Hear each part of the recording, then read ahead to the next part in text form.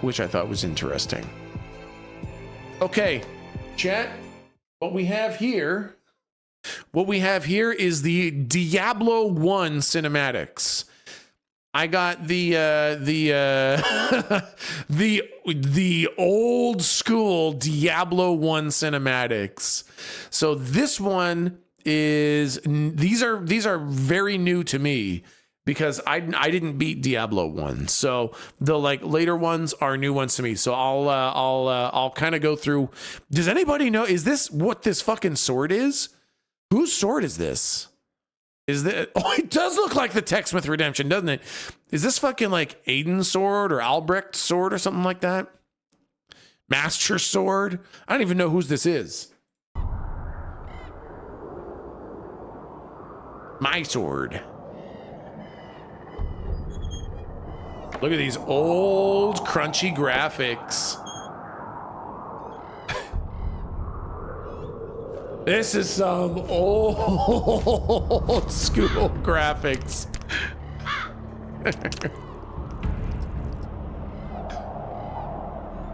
That FPS, right? Yeah, this is D1. This is Diablo 1.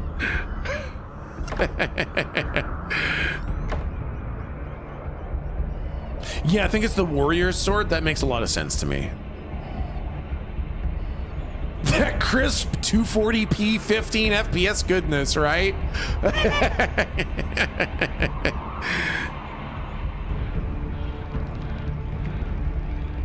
I thought this video was the shit when I first saw it.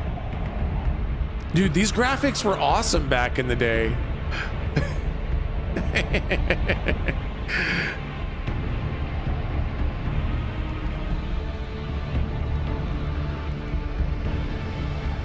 Nostalgia here, yeah. This was impressive back then. Yeah, it was, man, absolutely. Whoa, special effects.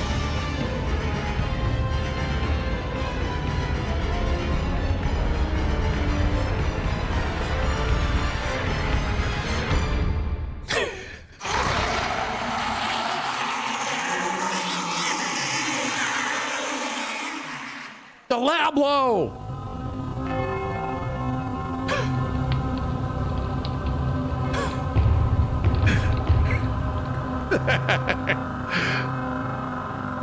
The fucking music is so rough.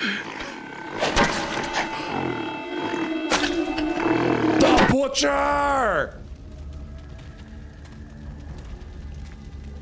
And then this is the end. This is the end cinematic. This is what happens when you beat the game.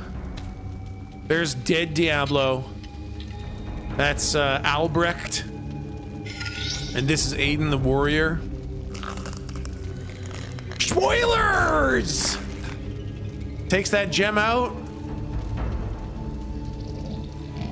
And then Diablo's body.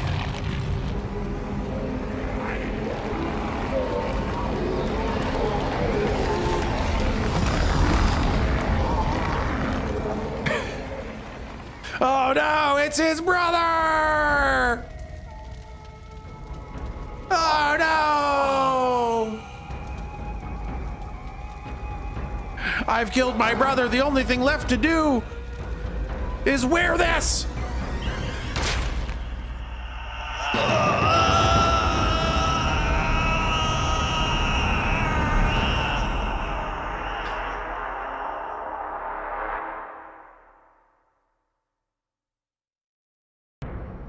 The Soul Stone burns with hellfire as an eerie red glow blurs your vision.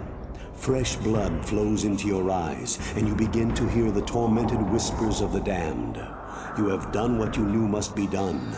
The essence of Diablo is contained. For now. You pray that you have become strong enough to contain the demon and keep him at bay. Although you have been fortified by your quest, you can still feel him, clawing his way up from the dark recesses of your soul. Fighting to retain control, your thoughts turn toward the ancient mystic lands of the Far East. Perhaps there, beyond the desolate wastes of Aranok, you will find an answer. Or perhaps, salvation. salvation. And that's basically Diablo 1. Oh yeah, sorry, then there's Diablo Hellfire.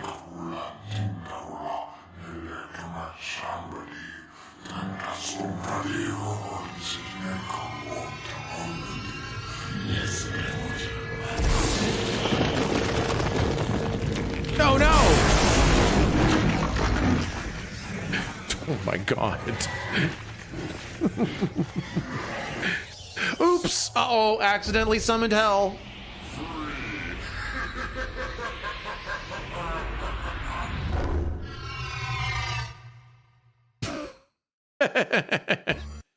Oh, cool! Hero Wars! Oh, cool! Ads! Ad block? Yeah, I gotta install ad block on my Firefox. So that's basically the cinematics for Diablo 1. If you want to know where the lore for Diablo 1 came through in cinematics, that's about all you really got. Now, I remember saying to myself, graphics can't get any better. Wow. So now we kind of have a choice. Diablo 2 had an excellent set of cinematics and some excellent storytelling, but the old graphics are a little rough. They can be kind of tough on the eyes.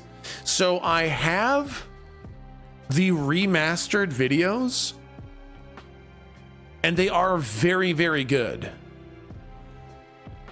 But they're not quite exactly accurate to the old ones. So for our eyeballs, we're gonna watch the new remastered ones because they look nicer.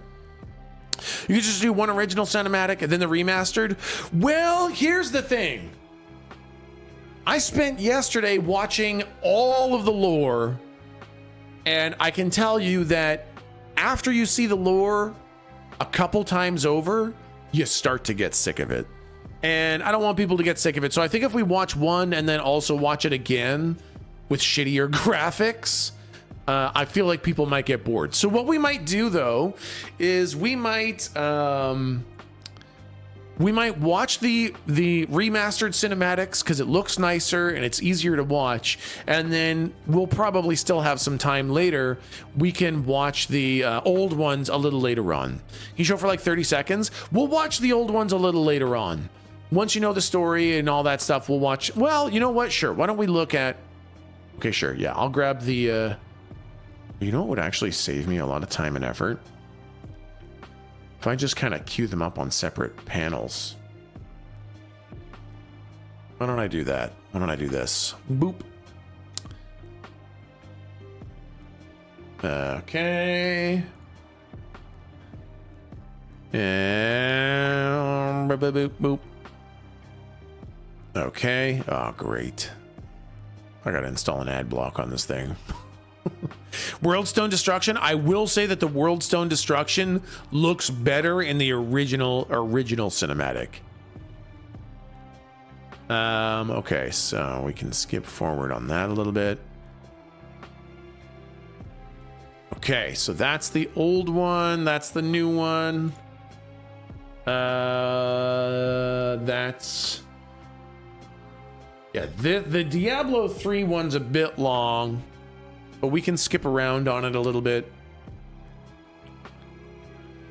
Okay, so... You want to see the old ones? All right. This is what the old graphics looked like.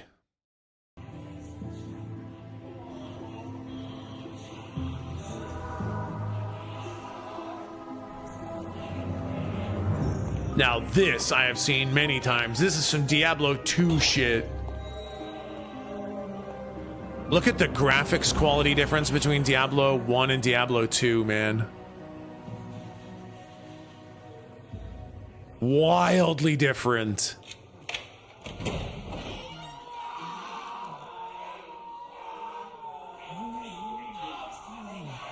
Almost 30 FPS.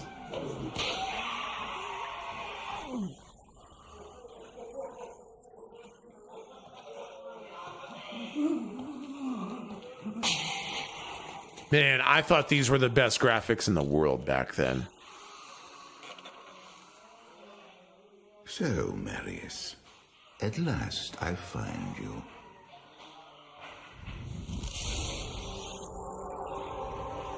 Tyrael, yes. Yes, now I recognize you. I should have known you'd travel in disguise. They're always watching.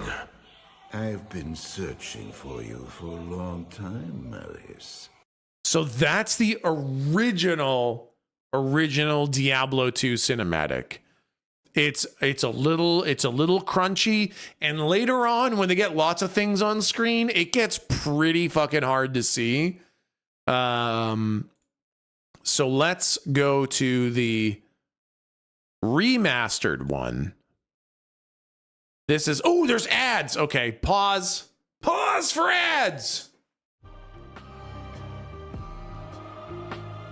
The remastered Diablo 2 looks like how we thought the original looked. Exactly, Sleepy. I completely agree. The remastered ones are basically what I saw in my head when I saw the original ones. I thought they did a great job, except for two things, Sleepy. The World Stone Destruction, I think they fucked up. And Bale's face. They gave Bale's face additional tattoos and coloring. And I actually want to do a side-by-side. When we get to that point, I'm going to do a side-by-side of old Bale and new Bale to show what I do and don't like, because they changed it in a way that I'm not a fan of. And I really, really liked old school Bale. We're just taking a little pause here, chat, for the ad break. There's we run the ads every hour to make sure that there's no pre-rolls. Everyone who showed up and didn't get a pre-roll ad, unfortunately, this is what we have to do to turn off the pre-rolls. But we'll just take a little pause while we wait for the ad watchers to be done.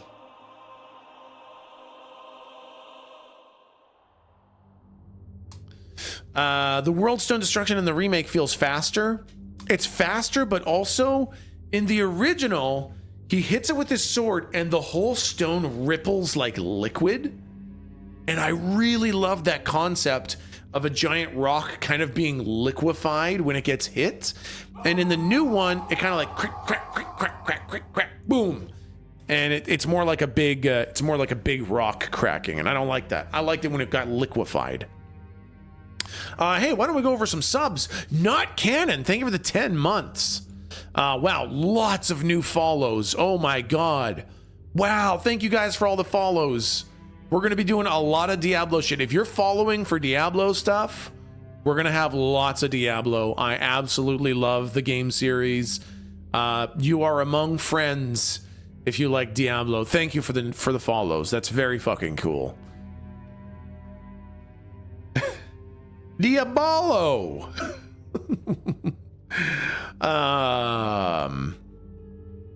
Curved Earth, thank you for the 27 months. Hey Tech, yesterday was my ding day, another decade older, but at least I'm not as old as you, Daddy Tech. Well, maybe I am actually.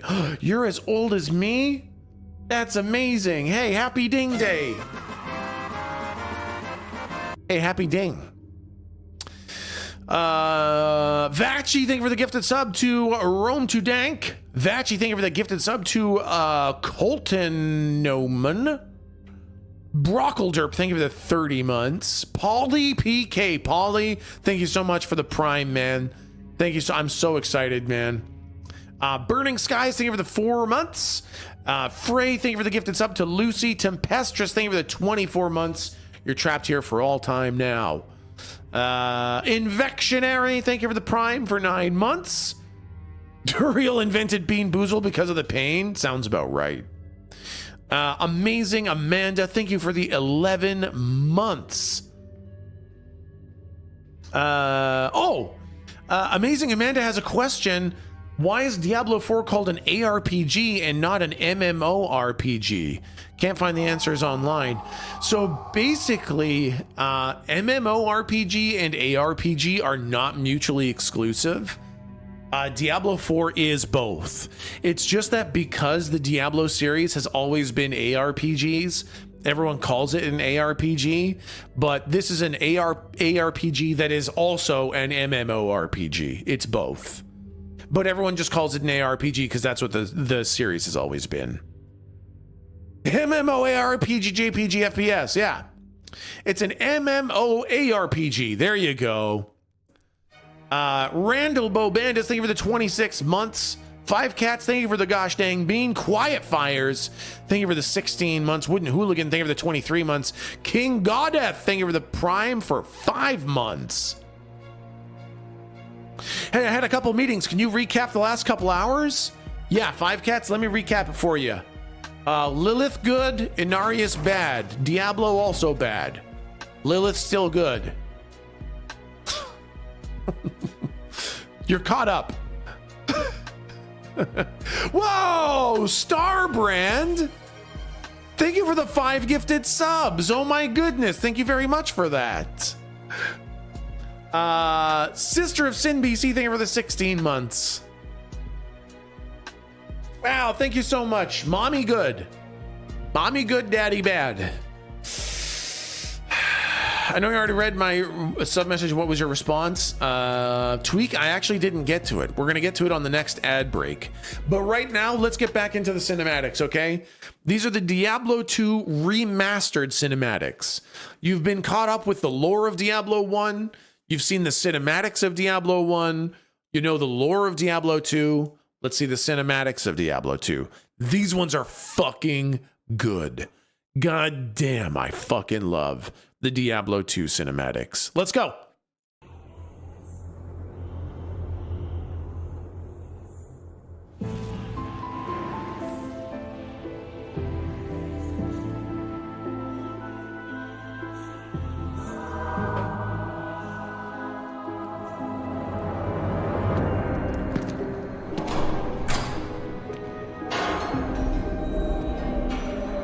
Pretty good, right?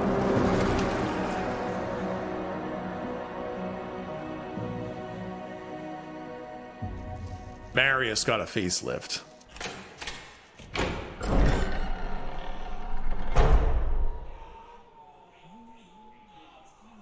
Right, a lot nicer on the eyes. A lot nicer on the old eyes.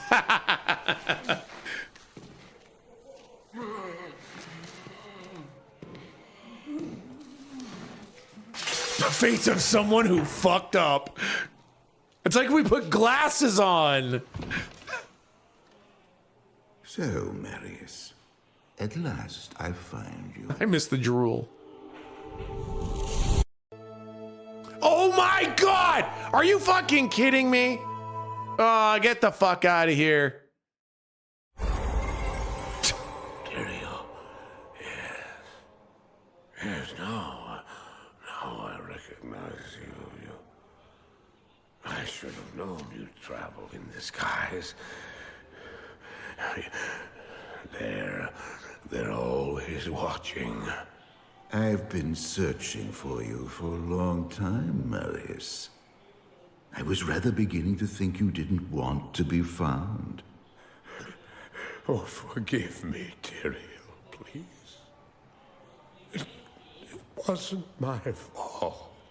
Not your fault. Tell me, Marius, how was it not your fault? The Wanderer. Yes, it was the Wanderer. Who's that? Who's Marius? My Just some days fucking guy. in Rogue Citadel seemed so long ago. I sought refuge from my memories in the company of other outcasts, high in the mountains past the Eastern Gate.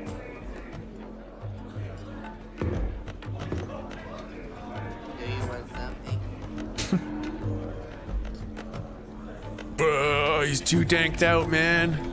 Dude, he's been hitting that shit in glass. What? I fought sleep for days at a time. For when I dreamt, the memories would return. memories of the monastery and the evil which it claimed dreams, memories. I couldn't tell the difference anymore.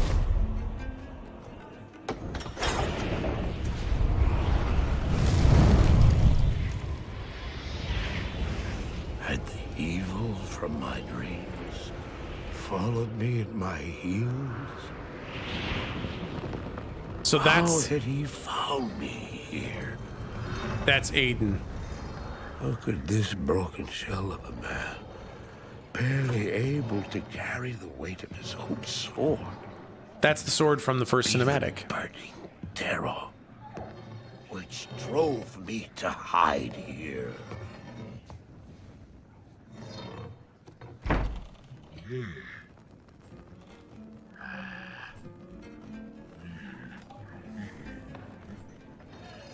Played the actual characters in D1, not generic heroes. Just the warrior. The warrior was technically Aiden, who was Leoric's son. To have demons of his own, he struggled to contain.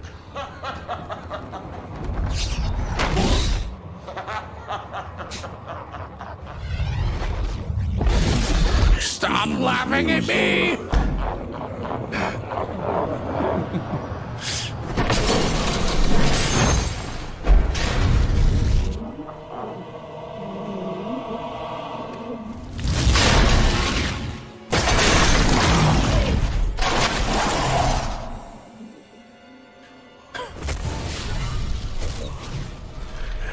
As I watched, I became convinced that I was truly mad.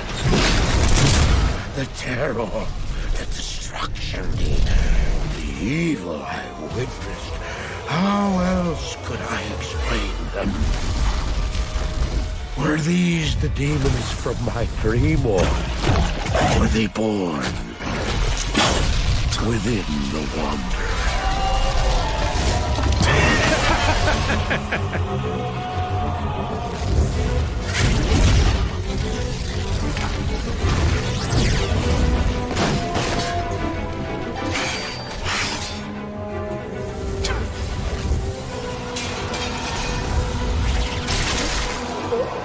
Oh no! Hi, I'm BJ. I work at Grip 6.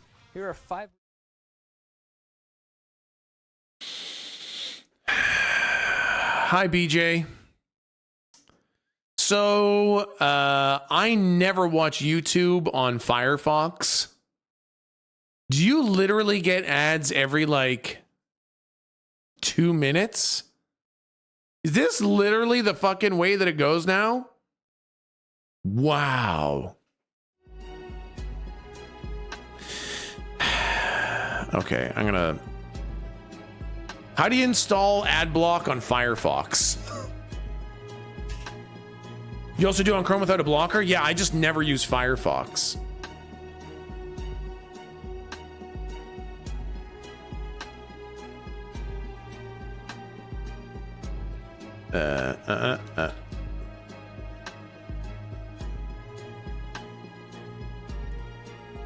Let's see.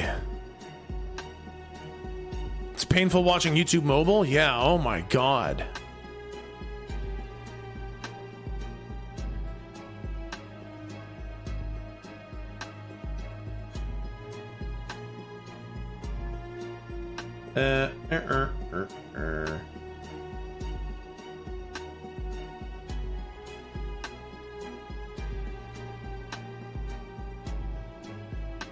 Okay, let's see if that works.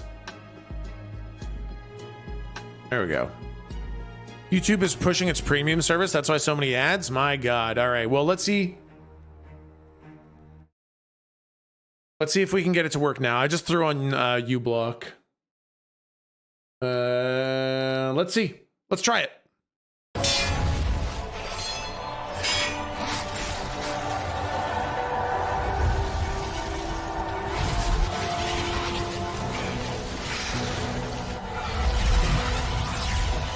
Do push-ups during YouTube ads get jacked? Oh, I'm gonna need to refresh the page. All right, I'll I'll refresh the page then. Make sure we get that U block working. Yep. Okay. Let's refresh all of these just to make sure I don't get them on any of my videos. All right. And there we go. Let's go.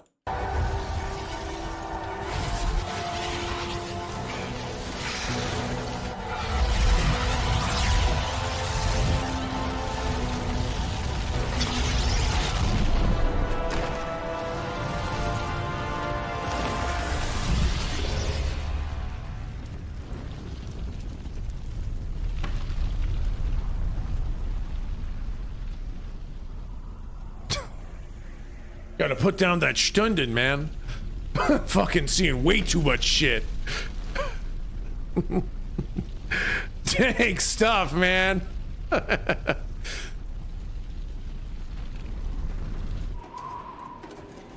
Why did I follow him? I don't know. Why do things happen as they do in dreams? All I know is that when he beckoned, I had to follow him.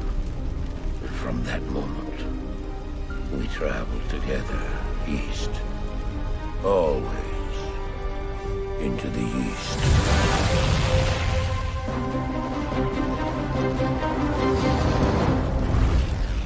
Diablo 2 Resurrected.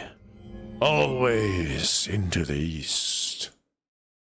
Okay, you want a recap of that? If you want to know basically a recap of that, this guy called Marius, who's literally just a fucking guy, he saw some skeletons and shit, and it scared him so bad that he wanted to smoke away his memories. And so he went to the tavern and was just getting fucking high, blasting all out of his mind to try to forget all the evil. Then Aiden from Diablo 1, the guy who jammed that stone into his forehead, he showed up and kind of lost his shit. And, the Diablo essence that he jammed into his forehead kind of broke loose and welcomed hell into the tavern. And they destroyed everything except for Marius for no real reason. And then Aiden Diablo was like, hey, come on, follow me. And Marius is like, sure, why not, bud?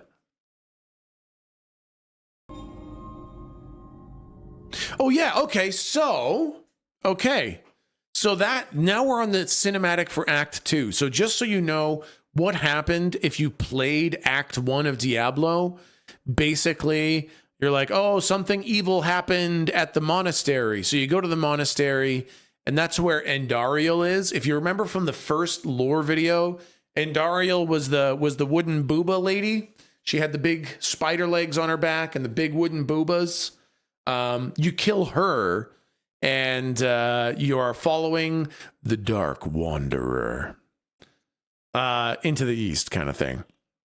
Boobas, yeah, Endariel boobas. I think, did she have no shirt on in the game? I think we saw full Endariel boobies in Diablo 2. It was basically free porn. Bare titty.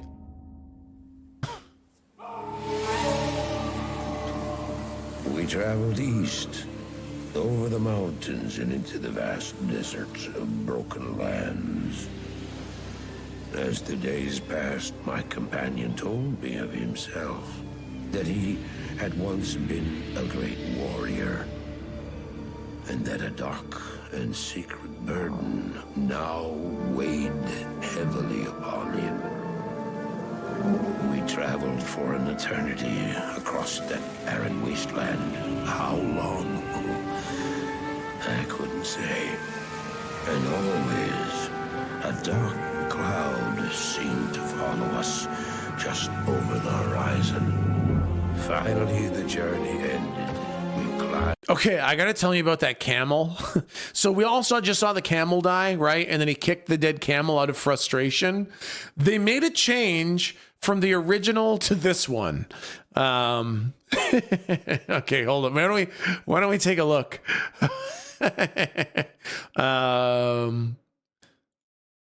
In this one, in the original.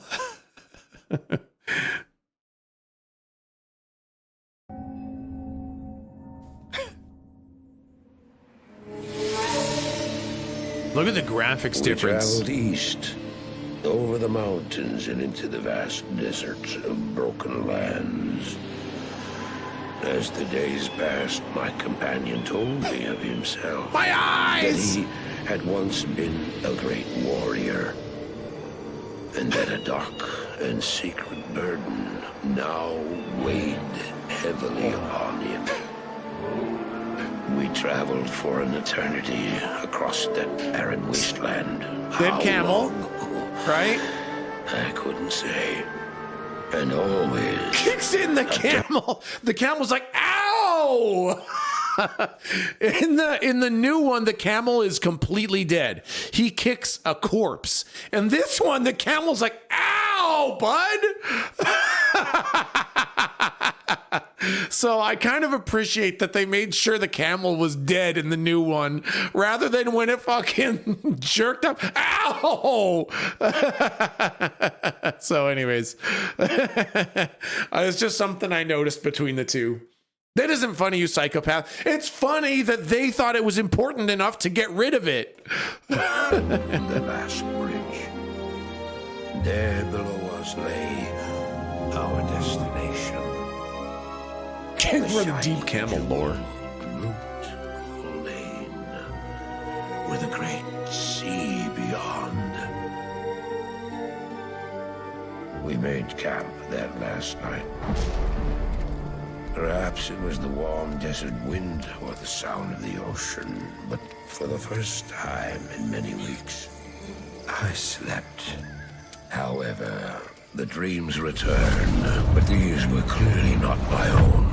I beheld a vision of a great man, the mage, Talrasha. You were there too, Tyrael. I remember seeing you in my dream. His brethren had cornered a great demon, Baal, Lord of Destruction, who had been set loose upon the world. They attempted to imprison the demon within a sacred stone. Yet when their attempts failed, Talrasha selflessly volunteered to contain the demon within himself, completing the prison. He instructed his brethren to bind him within a tomb, buried under the sand, there to wrestle with the demon for all eternity.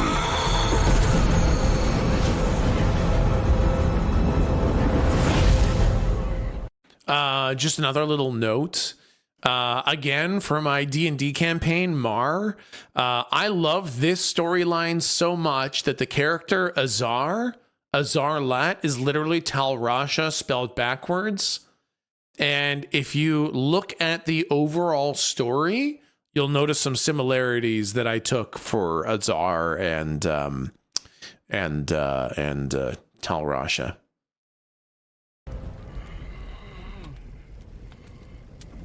Now you know what I seek, Marius. This is my brother. Sleep now. We set out with the dawn.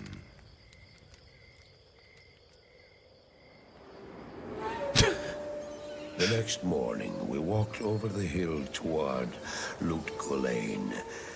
Sleepy. I had no idea then of the horrors that were in store for me there. Plagiarism. Okay. So that's it. That's the intro to Act 2. So in Act 2, you want to go find Baal, before the Dark Wanderer gets there, and you know the story that Bale was trapped in the tomb with Tal Rasha, and so you solve a bunch of puzzles. You get to the tomb, Bale's not there anymore. Instead, Duriel is there, and he fucking pummels the shit out of you. Is that my darling? Hi, is this legal? It is legal, absolutely, my darling. Yeah.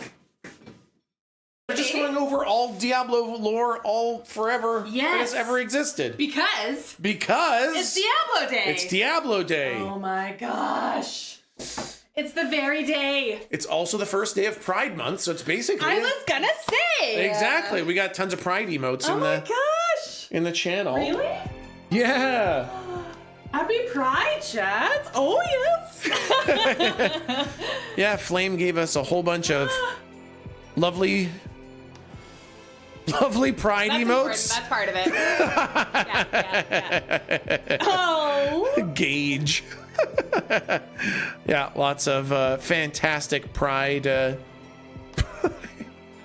Wait, what the? What is it? Oh. Okay, yeah. Nice.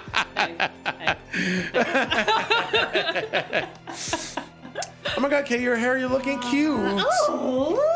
I agree. Thank you, Lexi. I agree. Yep. Lexi's also looking very cute today. Wow. I can tell. Wow. We got some rolling cats. Nice. Very big gay fast, big gay faster. Yeah, lots of really good fun. Oh my gosh, they're perfect. Right, exactly. Giga gay. Giga gay. Nice. Nice. That's so good. Amazing. Oh, happy Pride. Booby Biggie Pridey, or Happy whatever Pride, that is. especially to Booby Luigi. Especially to Booby Luigi. Especially and in particular, too. Pika Gasp. We've all been there, Pika. Yeah. So yeah. Realization. We've got some Realization phase. amazing Pride emotes. That's so fun. Yeah, Flame absolutely knocked it out of the park. It's super good. Well done, Flame. Yeah. Thank you. Yeah, super fun. That's rad. Yeah. Nice. Yep. Did you know that it's Diablo today? It is Diablo today. I'm so fucking excited. We got the timer up there, counting down. Man, it's soon. We're going into the deep lore. We went into the lore of the camel from the Act 2 cinematic. The lore of the camel from the Act 2 cinematic? Yeah. Major character. Major character you see in the original cinematic when Marius kicks it because it dies. Oh And no, he's- sad camel. Sad camel, and he's very angry that it died, so he kicks it. And it kind of goes, ow! It wasn't totally dead? Yeah. So in the revamped cinematic, it doesn't move at all. It's fully a corpse. Okay. That one didn't get caught by the editor. I know, right? Some freaking coder guy. Yeah. That's amazing. Oh my gosh. So I'm showing They chat. caught it the second time around. They were like, let's not have Yeah, let's not have the living cruelty camel. to animals in video games. So yeah, no, we've had Amazing. we're getting way into the Oh, there we go. camel pride. Good. Now I feel like I don't know this. There's a lot of terms. Speaking of terms, there's a lot of terms in the queer community. Yeah. Bears and whatnot. Yep. I feel like camel is maybe something. I know otter is, but I don't know what it is. Oh, I knew it once. Might be a twink. I'm not sure. Not 100%. Chat way in if you know. Yeah, chat if you know what it is. Is camel a something? I think camel might be something. If not, it's now. It is now. Don't tell her. Otter's more svelte individual. Oh, yes. Oh, thank you. Oh, a hairy twink. Yes. Ah, wow, Yeah, very see? interesting. Look at that. Oh, man. Yep. Yeah. Yep. Anyway, hey. Hello, my dear. Hi. Hello. It's a slappy kind of day. I know. Well, I'm not okay that it's not Diablo 4 yet. I can't believe that I still have to. I want Diablo 4 now. Yeah. Yeah. Yep. It'd be great if they could just say, on release days, it's out the minute you wake up. They just check in with you when you're going to wake up. Exactly. Yeah. And then customize it. Yeah. So that it's up. They get your IP address and they unlock it for you when you wake up. When you wake up, and that's how they do it. That just seems fair. That'd be great. Yeah. They should do that. Yeah. Yeah. Yeah. Yep. That's licorice. Ooh, I love it. Thank you very much, my cooler darling. today, Yeah. right? Yeah. I love that. Yeah. Okay, listen.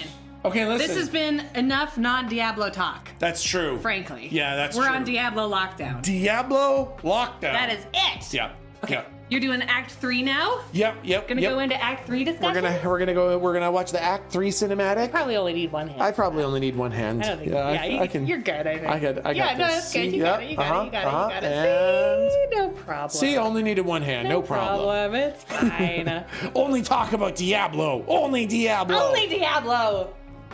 Diablo. Give Whoops. chat what they want, which is all Diablo all the time. Would you mind pressing that pink, I would love to- the little mute under the pink? Yeah, that's it. Yep. Perfect. Thank you. Muted.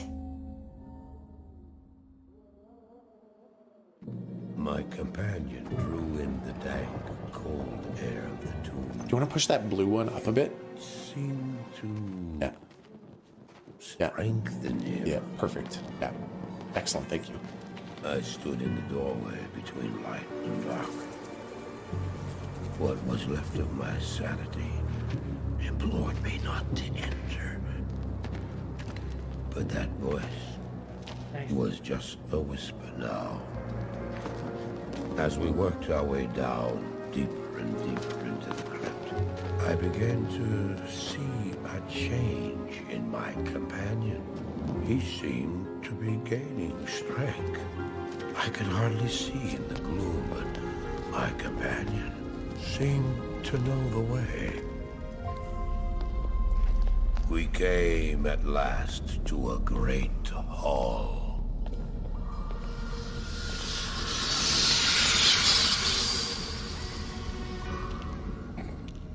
Oh boy. Scary moment.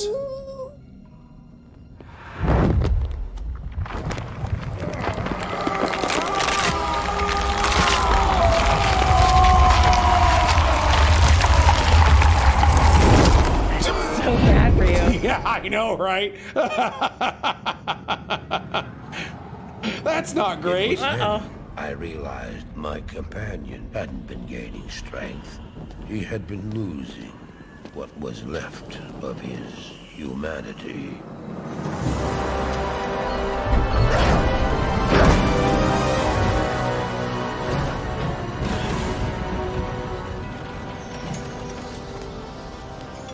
This is like the single most important moment in the entire Diablo story. Then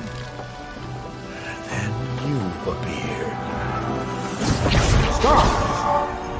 The beast contained herein shall not be set free, not even by you.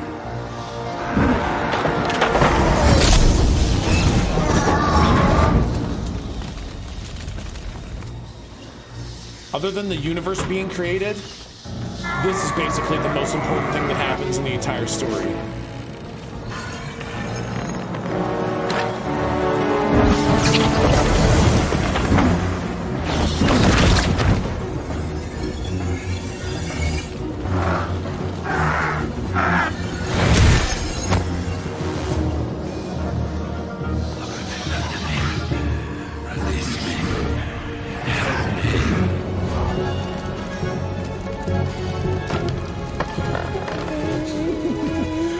Just walk across the actively on fire rope bridge.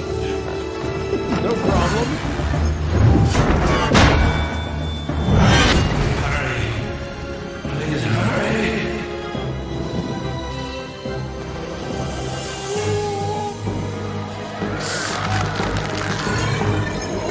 Don't do it! Ah, and there it is. You have just ensured the doom of this world. You cannot even begin to imagine what you've set in motion this day. Yeah. Go to the Should Temple of explain Light it then. in the eastern city of Karaz. There you will find the gate to hell opened before you. You must find the courage to step through that gate, Maris. Take the stone you hold to the Hellforge, where it will be destroyed. Now run. Take the stone and run!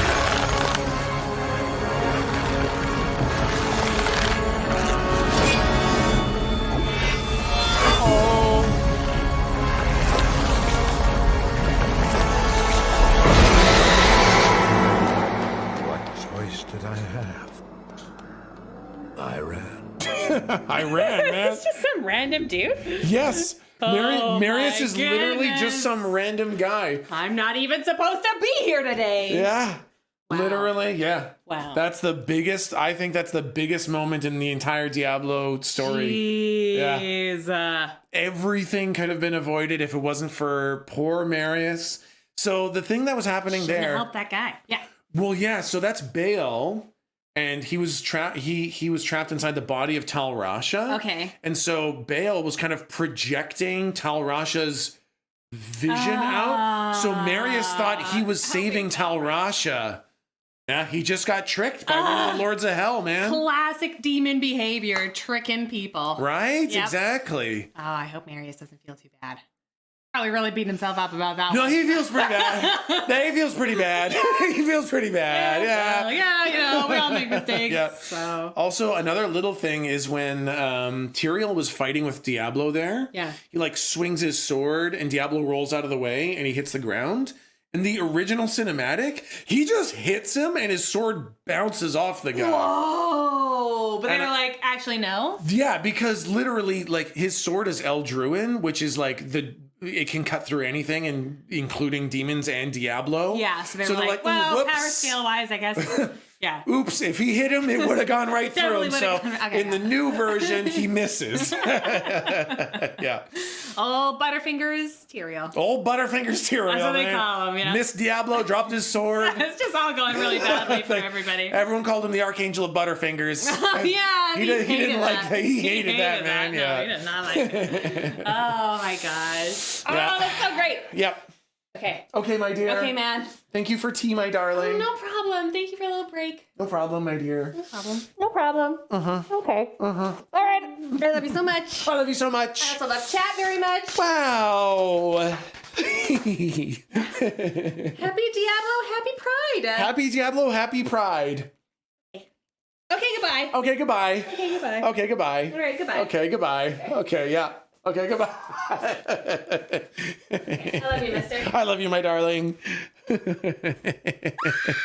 Whoa!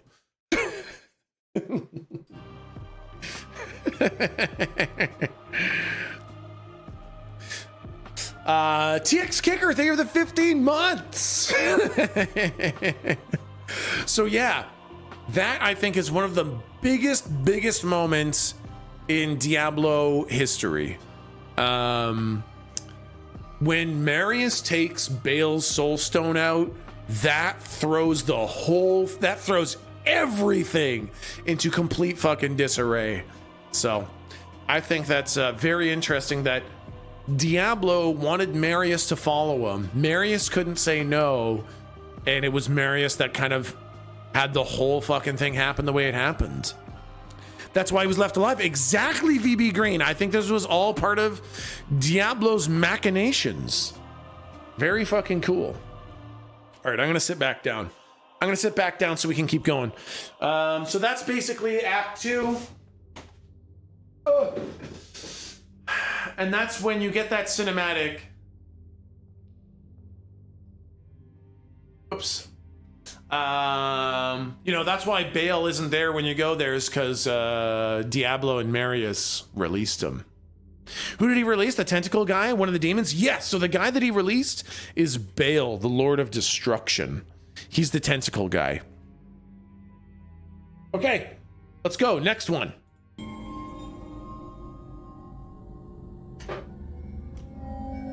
What are you gonna main? Rogue. Definitely Rogue. I'll play them all eventually, though. I did as you told me, Tyrael. I found the temple of the Zakarum. In the deepest recesses of the temple, I found a dark gathering. My companion, the Wanderer, Tal Rasha, and a great evil who could only be the Lord of Hatred himself. Mephisto. I heard a voice that, like 1,000 needles in my heart. My brothers, at long last we stand reunited. The infernal gate has been prepared, and the time of our final victory is at hand. Let the way to hell be opened. And the evil that was once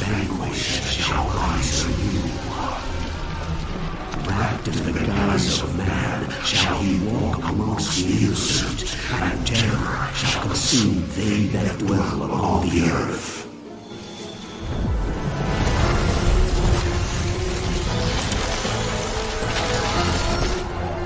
The skies shall rain fire, and the seas will become as blood. The righteous shall fall before the wicked, and all creation shall tremble before the burning standards of hell. What I saw then was not meant for mortal eyes. The gate stands ready.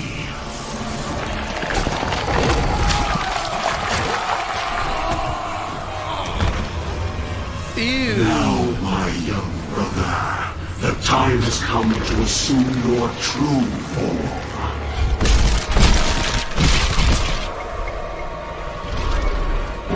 On his own, Sleepy.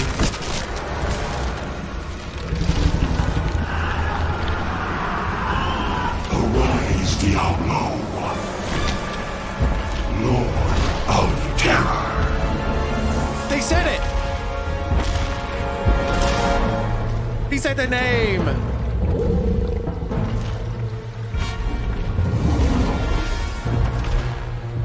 Daddy, sorry.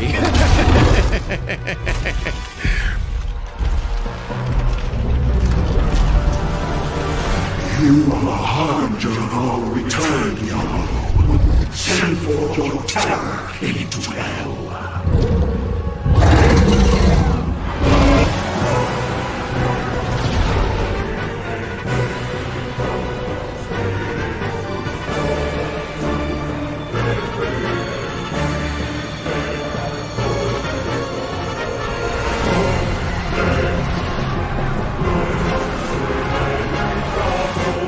Diablo.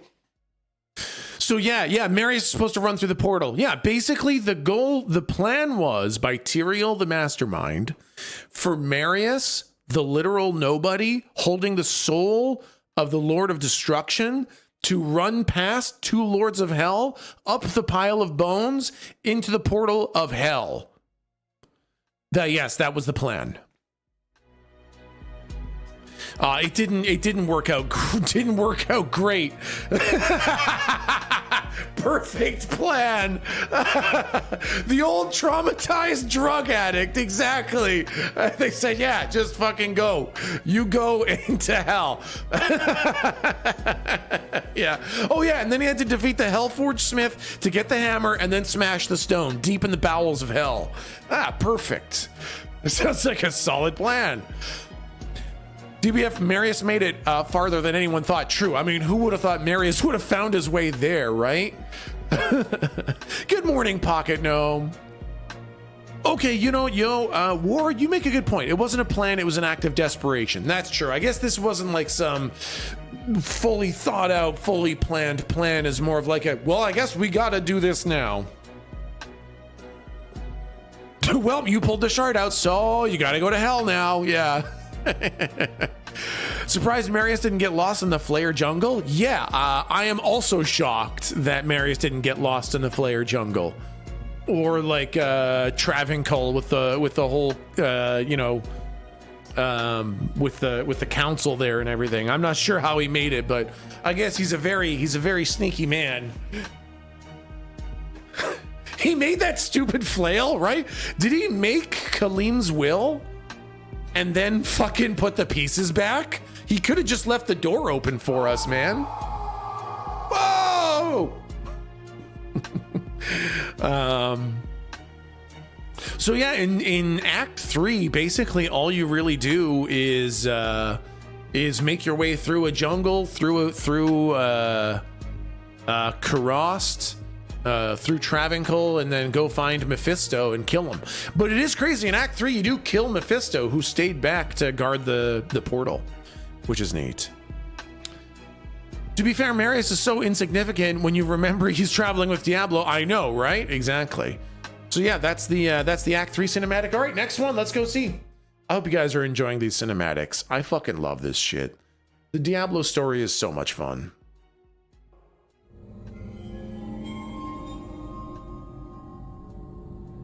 Hope Diablo 4 story ain't bad.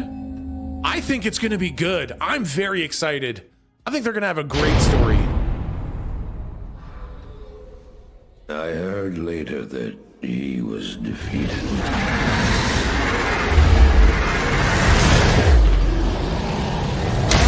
And that the Soul Stone were destroyed in Hellforge.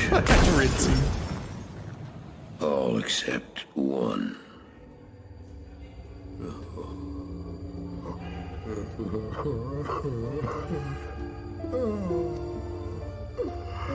Oh, I failed, Tyrael. I couldn't do as you asked. I couldn't enter that gate. Forgive me, Tyrael. Forgive me.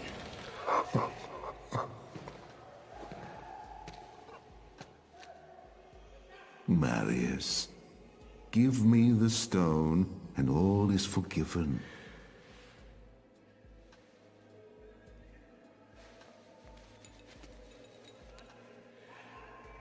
Give it to me, Marius. Take it. Take it, take it. I'm glad this is finally over, Tyrael. Look what the stone has done to me.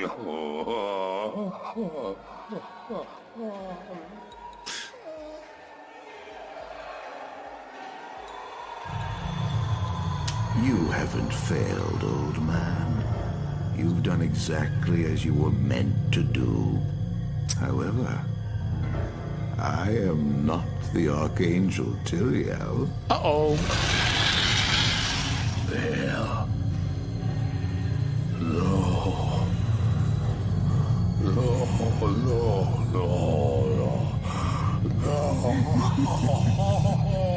You have done well, Marius. Now I think you shall have your reward. What have I done to deserve it?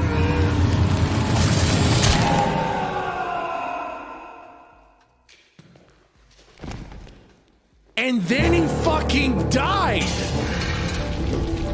That's Marius's fucking story, man. That's Marius's fucking start to end story. Dude accidentally saw some demons in a monastery, got tricked into following Diablo, got tricked into pulling Baal's soulstone out, got tricked into giving Baal's soulstone back to Baal, and then got fucking murdered. Holy fucking shit. Marius had the absolute most shit deal in the entire fucking story. God. Holy fuck. Anyways, so poor Marius, he's dead. Baal's got his soul stone back.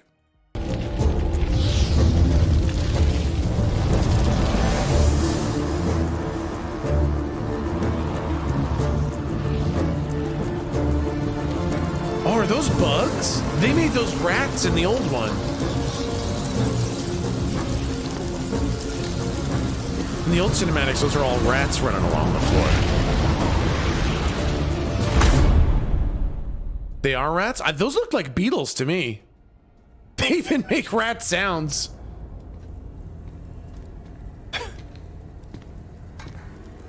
I prefer rats. I also liked rats more.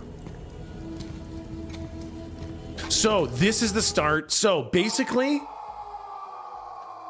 goodness gracious. Basically that wraps up Diablo 2. And this is now the expansion. This is the Lord of Destruction expansion to Diablo 2. This is Act 5, exactly. This is the expansion material.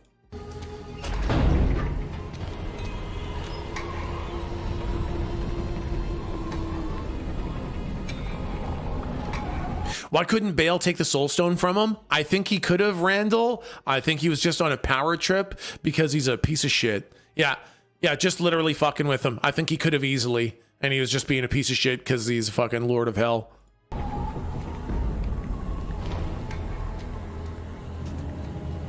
DOS. It's a demon. He isn't rude.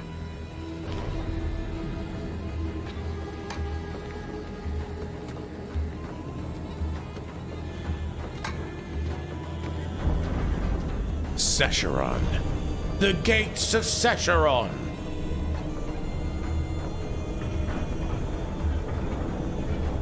Sending this old guy out.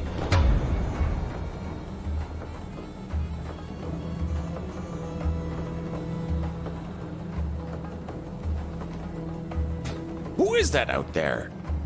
Is that fucking Bale? Holy shit. That's fucking Bale from hell. Holy shit. Damn, is that the entire army of hell? Ah, damn. The gates of Saskatchewan. Okay. Okay. There's Bale's new face. This is what Bale looks like now, right? But in the old one, where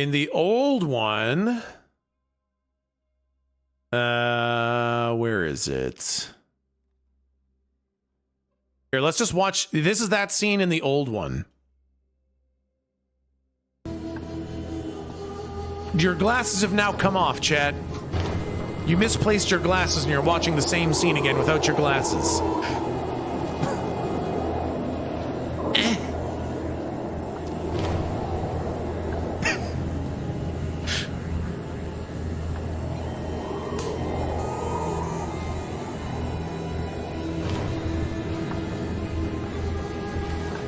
It's crazy how faithful they kept it, though. So much is like really, really accurate.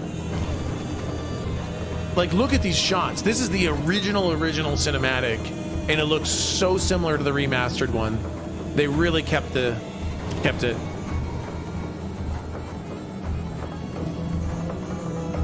Like, there's a demon standing in front.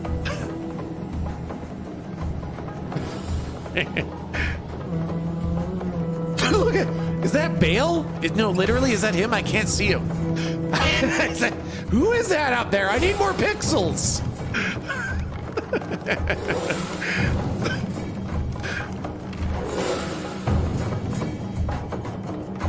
Who is that blurry smear?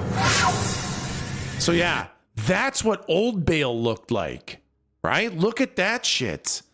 He's completely different. They added a bunch of like dark markings to the center of his face and stuff. So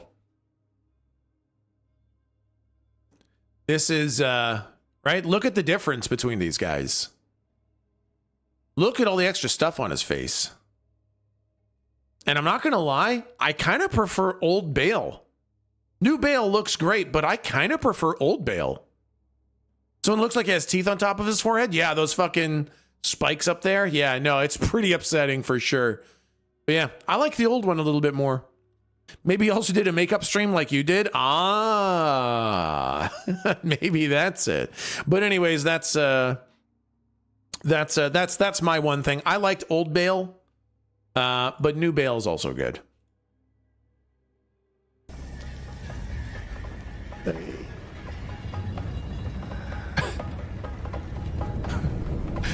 Close the fucking gates.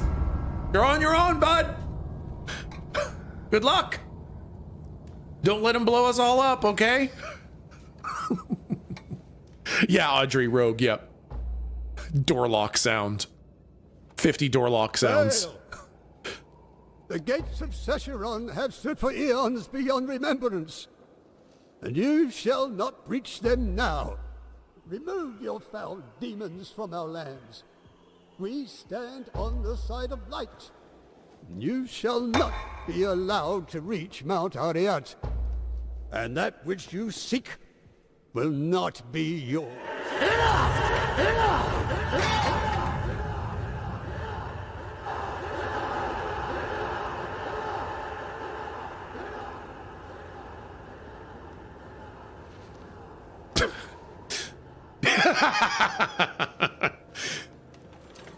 I shall take your position into consideration.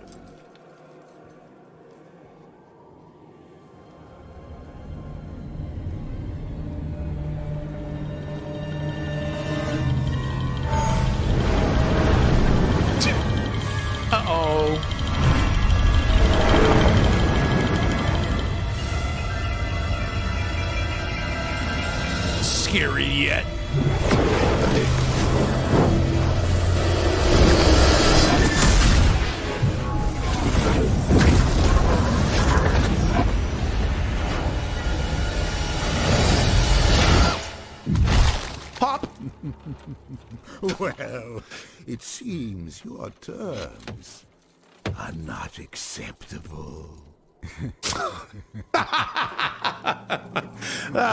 Bale. You cheesy motherfucker.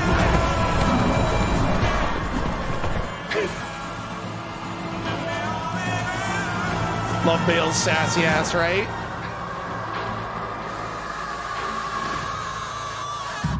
Man, that was such a fucking hype intro when the expansion came out.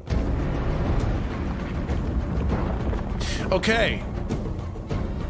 So, this is the end of the game, Diablo 2. End of Diablo 2 cinematic. Basically, well, I mean, you know, you'll see. I think they explain it. Why did they extend the bridge for him in the beginning, though? I don't think they knew that it was Bale, but they definitely should have retracted it after they realized it was Bale. Close the doors and retract the bridge.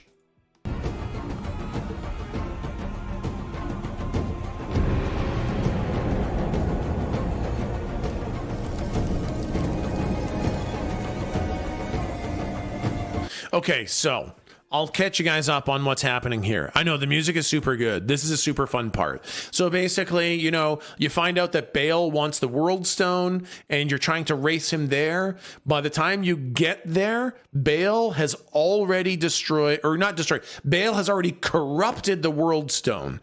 That giant rock of infinite power that can create worlds and hide sanctuary and suppresses the Nephilim. That giant rock, Bale has already now corrupted it with his evil, evil touch. And Tyrael decided that the only thing that could be done is to destroy the entire stone. And so this is the cinematic of Bale saying it has to be destroyed and doing that. Yeah, Yendar agreed. I love his fucking wings, man.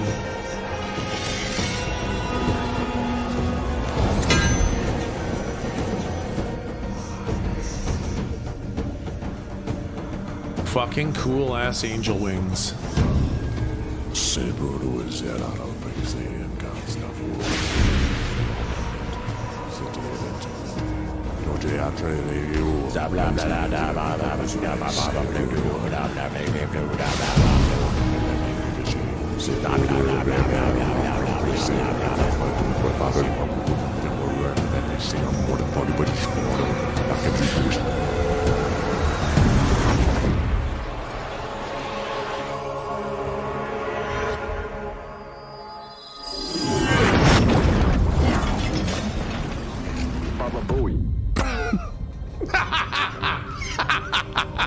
All right, that's pretty good.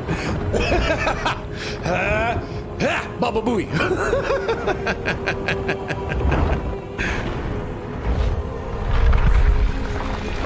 That was easy? Yeah, I know. I don't know why the World Stone was quite so easy to destroy.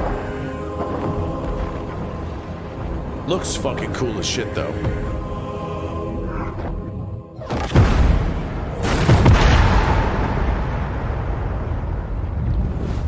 And that's how Diablo 2 ended.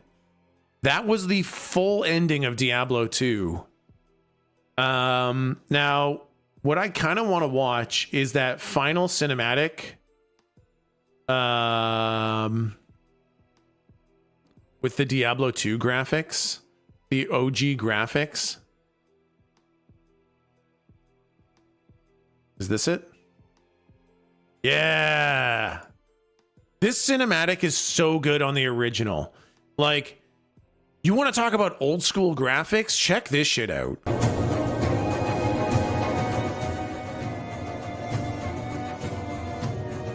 This was so good back in the day.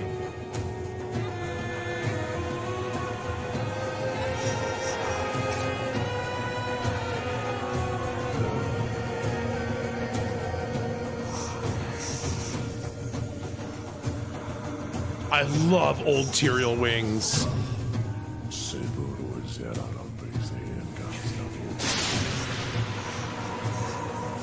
I love his weird streaky wings.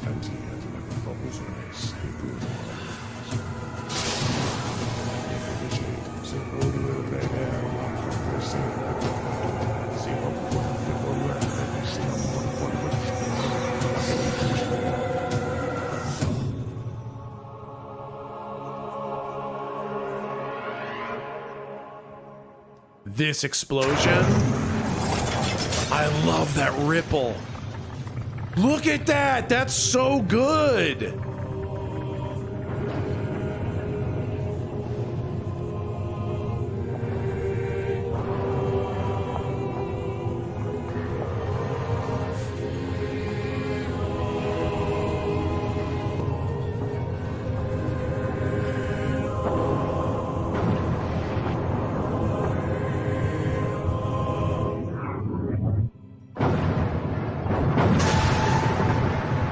Bet this took weeks to render. Yeah.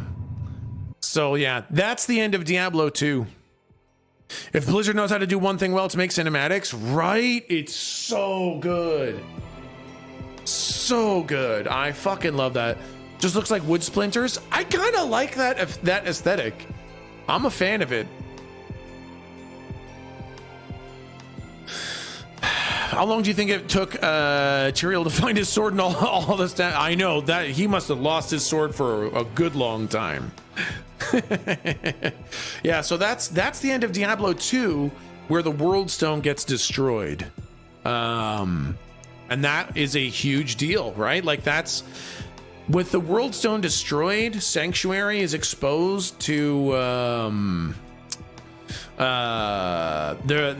Sanctuary is exposed to heaven and hell, and the Nephilim powers are no longer checked, which is huge.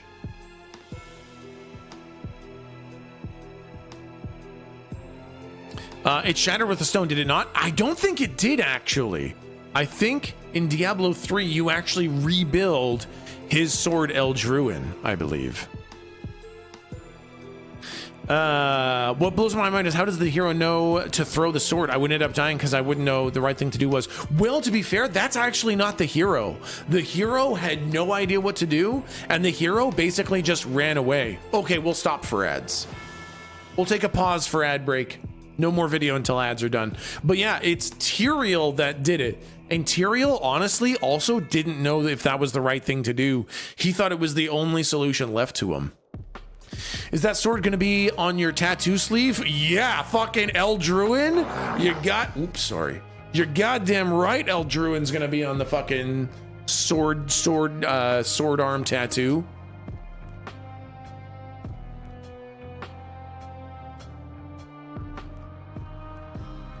Do you have a clan name picked out? Yes, Bod Gang. It's gonna be Bod Gang. Sword Arm Online. I have not tried that hung solo. I'll have to try that later. Serious question. If the shards of the World Stone fell to Sanctuary, where did they land and what did they become? So tempestuous. At one point, I knew the answer to that question. They did fall to Sanctuary. I mean, so the stone was in Sanctuary, and a lot of the pieces fell back to the planet's surface. And I don't remember what exactly the World Stone shards did. Does anybody remember what the deal was with the World Stone shards? Errol, Errol, too far. That's a dad joke. Chat, we're taking a 1-minute break for ads.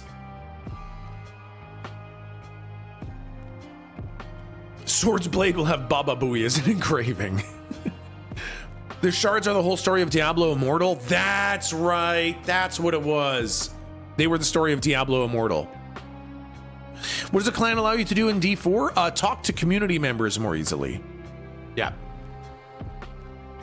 Disco Ball Destro, thank you for the gifted sub to Lilith and Latex. Goodness gracious. Goblin Mayo Factory, thank you for the 22 months. Masked One, thank you for the 23 months. Bricked Camo, thank you for the 31 months. And then I had some down here. Big Gray Cloud, thank you for the 33 months. Can't believe it's been 33 months. I've watched you since 2019, and your streams got me through a really hard time. Thank you for always fostering a safe, loving community. Thank you so much, Big Gray Cloud. Tweakerson, thank you for the 8 months. I heard since Canada is doing things different, their version of pre-release for D4 is releasing 4 days after normal release. No. No. Brutally Wondering, thank you for the 8 months. Since Diablo comes out today, then it's canon that it supports Pride Month and LGBT. I agree, Brutally Wondering. I agree. I'm on board with that. Ryan CP, thank you for the 26 months.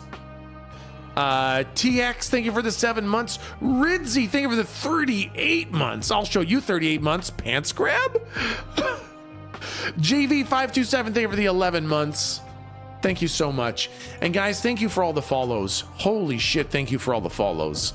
Lots of people showing up today for the Diablo content, and I will be making Diablo a pretty regular on the channel. We're a variety channel here. I play lots of different games, and I'm going to continue to play lots of different games. But Diablo is going to make regular appearances. We're going to have very active community play on the servers. So if you're here for Diablo, we will have lots of that. But mostly it's just going to be me doing whatever I do.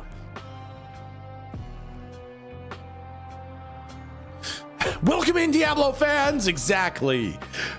The variety will be the different classes in Diablo 4. Yeah. Sometimes a little salami. Power Sim with K soon. That'd be fun. That'd be a fun one. Yeah. And me making clips and Zephyr making the YouTube. Yes, Forrester is my absolutely fucking incredible, fantastic TikTok clip maker. Forrester is a fucking goddamn natural force. And Zephyr Shadow makes my YouTube videos. So incredibly thankful for that. Man, I really appreciate all the assistance. Thank you guys for helping me so much. I really, I appreciate that so much. So now, let's see. I put some notes on these videos so I'd know which one I'm kind of talking about and doing. And let me take a look here. Okay, so that is the... Okay, so we have the Diablo 3 cinematics.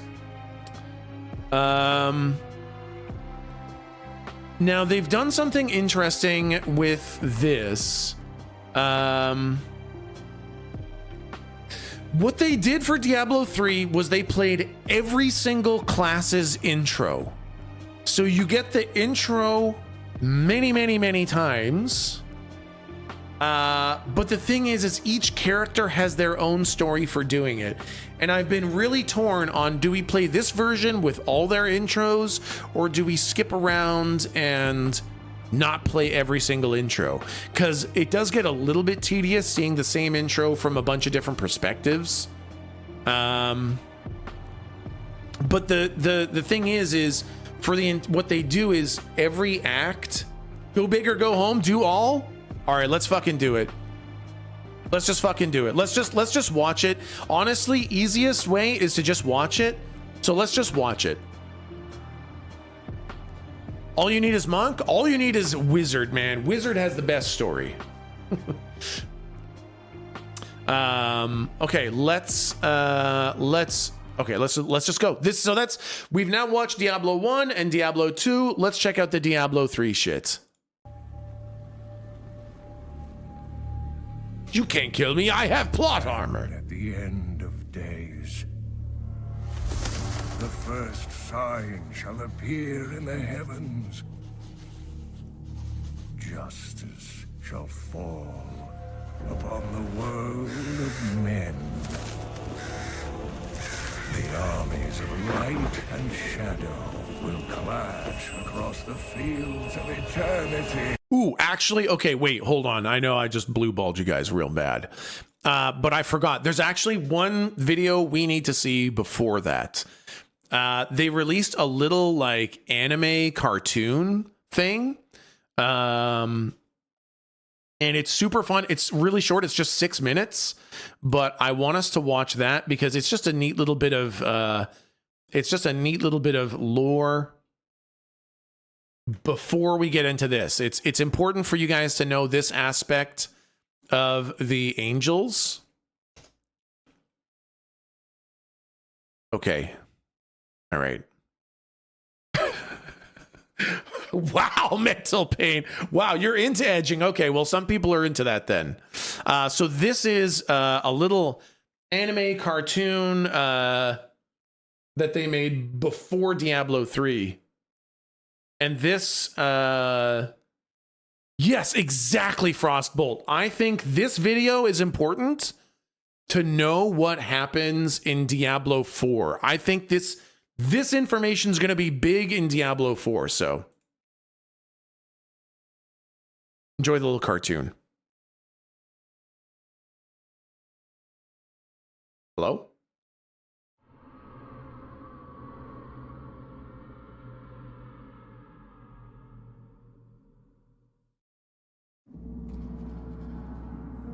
Since the first spark of creation, angels have waged the eternal conflict to defeat the forces of darkness and corruption.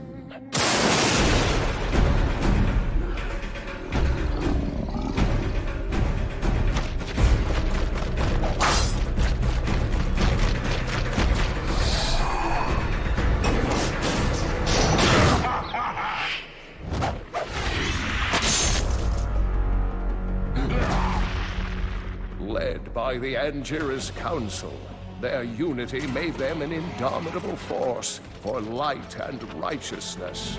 Stand fast! Oriel, Archangel of Hope.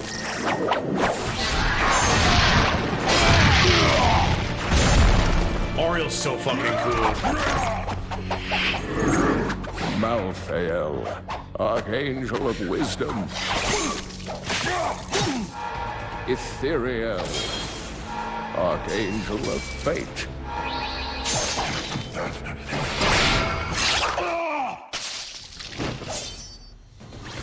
Tyrael, Archangel of Justice.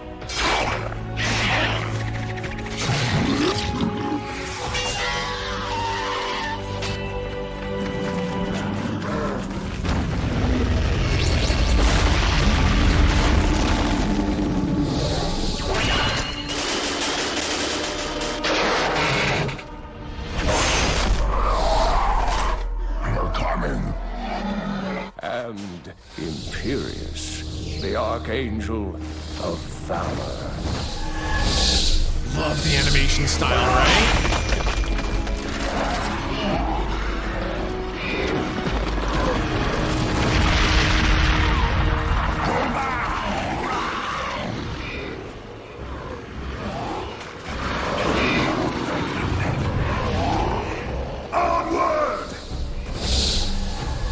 Hold, Imperious. We must regroup our forces. Hold! Victory is within our grasp. We press on, brother!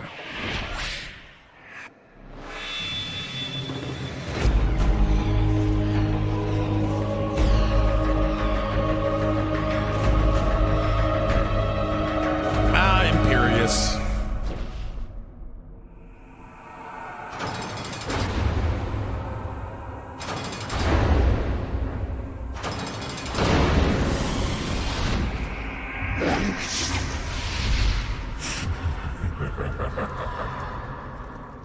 Diablo.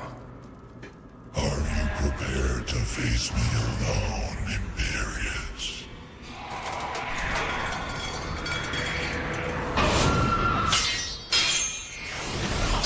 Your rage makes you powerful, yet you hide it from your brethren.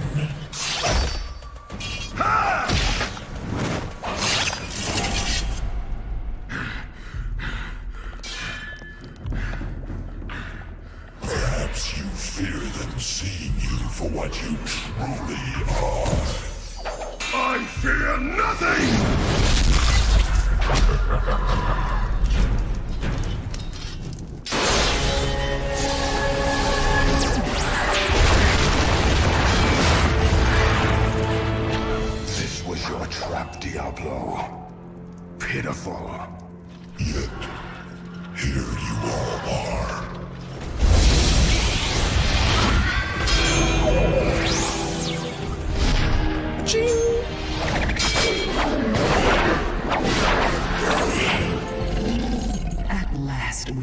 captured one of the prime evils. Holding him will surely turn the tide of war in our favor. Take your vengeance, Imperius. Seal your victory. This is not justice, brother. Nor does this decision lie with you alone. If you slay him, he will simply return in time. But if we imprison him... Against his kind, there could only be blood for blood!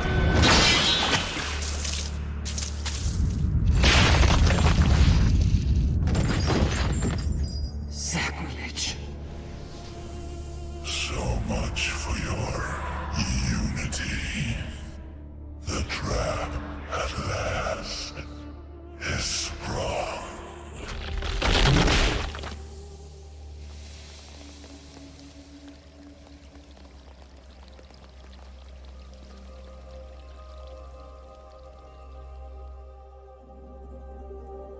Angels, demons, I fear their conflict will soon engulf the world of men. And when it does, what hope will there be when even the wrath of angels cannot be quenched? So that video is called Wrath, and it shows Imperius kind of, you know, one of the main guys of the Angiras Council losing his total shit and killing Diablo when he shouldn't, and against the advice of the other angels. In the videos we're about to see for Diablo 3, you're going to see more Imperius, and you're going to see more of that personality come through. And I think Imperius's kind of wrathfulness is going to be a part of Diablo 4. Also, it's really important to note, when he got hit, when Diablo got cleaved, he said, "So much for the unity of heaven," right? Now, it is interesting to note that in Diablo 3, Tyrael explicitly says that hell is stronger. If you go match to match, hell is the stronger force.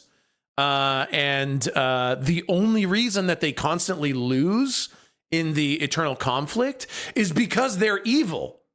And they backstab and sabotage each other. Hold up, are we cream pieing the demons or the angels? Honestly, if they give us the opportunity, Rin, I'd love to cream pie both.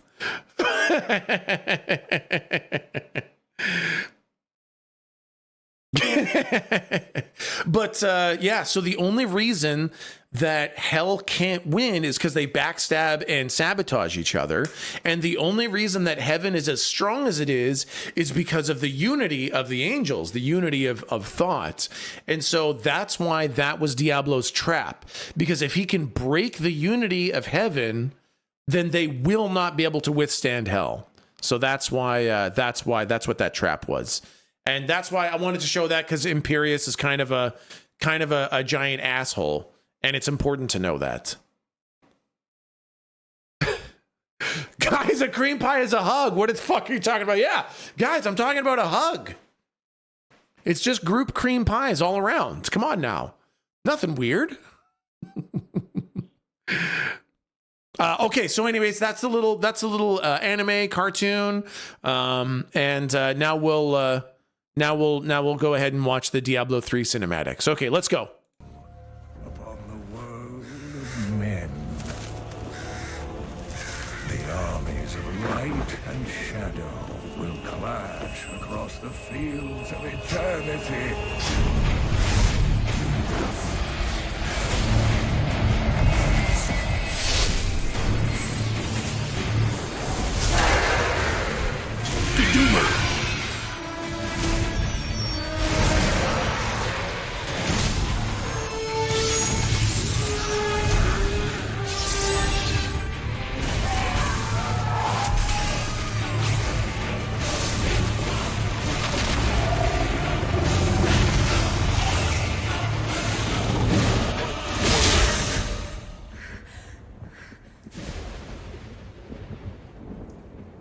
Leah, are you all right, my girl? It was nothing, Uncle. Just a bad dream. We should be getting you home. But there's still work to be done. If these translations are correct, the powers of hell could already be on the move. The world must be told of the coming darkness.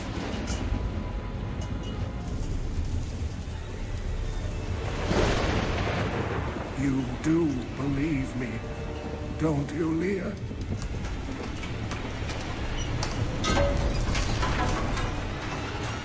It has begun. Run! Leave it, Uncle. It's not important.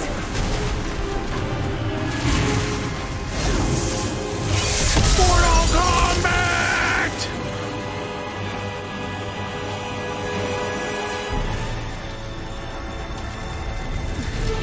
And that was when Deckard Cain got hit by an actual asteroid.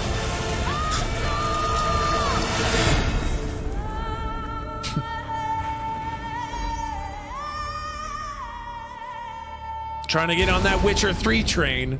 That old Witcher 3 music. Let me in on that. Headshot! At 12, I swore the oath, leaving home and family. At 16, I saw my master die. I took up her shield and her name. And on that day, I became a crusader. Armored by faith, driven by duty, bound to kill the enemies of Zakarum. Sworn to live as a crusader and to die as one. Now, corruption returns to the hearts of men. I see it in the eyes of the mad, hear it in the howling of the damned. A falling star in the west leads me to the town of New Tristram. The crusade calls me, and so I go. So that is something, that's a piece of lore that I love so much, I wish I had written it. I fucking love the concept of the Crusaders, where like a crusader is this warrior kind of thing, and they take on an apprentice, and when the crusader falls, the apprentice takes their armor, their weapon, and their name, so that like the name of the crusader is the name all the way backwards through history fighting hell. I love that they take the crusader's name. So fucking cool. I love that little bit of lore so much that, like, you know, on the day my master died, I took up her armor and her name. And it's like, fuck, that's good shit. Oh, that continuity is so fucking good. So yeah, to give some sort of immortality. Exactly. Oh, fuck. I love it. So anyways, I really love that. That's the Crusader intro. And next is another character. Literally carrying the torch. Yeah. All that grows must also wither and die. What dies and rots will then nourish the living. This is the great cycle of being, and we, the priests of Rathma, use our dark art to protect it. It's the neck beeper. Though most do not understand us, we go where we are needed. My master has learned that a star fell in the west, drawing the dead from their graves. He commands me to journey to Tristram and return them to their rest. For if the cycle is not upheld, it would mean the end of all things. Okay, so that's the intro for the Necromancer. And what I really love about the Necromancer is I remember back in Diablo 2, so I bought, obviously back then in Diablo 2, I bought the actual disc, right? With the little fucking case, and it had the little pull-out manual with all the pages and shit on them and stuff like that. In Diablo 2, they had a page about the Necromancers. And when I was a kid, I was terrified of the concept of death. It just scared the shit out of me. And I remember, yes, exactly, Yendar. Necromancers are not inherently evil. They recognize the grand cycle, right? They understand that death is a part of the cycle. There's life, there's death, and that circle, that cycle is absolutely imperative to be maintained. And so they don't fear death because death is mandatory and a necessarily part of the circle. And I remember reading that in that little manual, about necromancers, and that like legitimately helped me be less scared about death.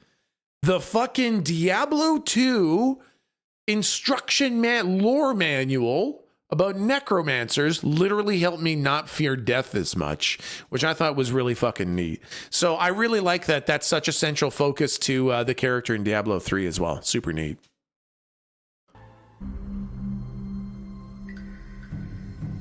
Tech lore, exactly. I wander to places beyond imaginings, far from the jungles of my youth. My knowledge has grown vast. The people, they think me banished, shunned to the end of my days. They say I defy the spirits, but I say no. I follow them. The spirits show me alone that the Skyfire is where the end begins. They say this must not be. I live to serve the spirits. So I go. There is none but me to answer the call.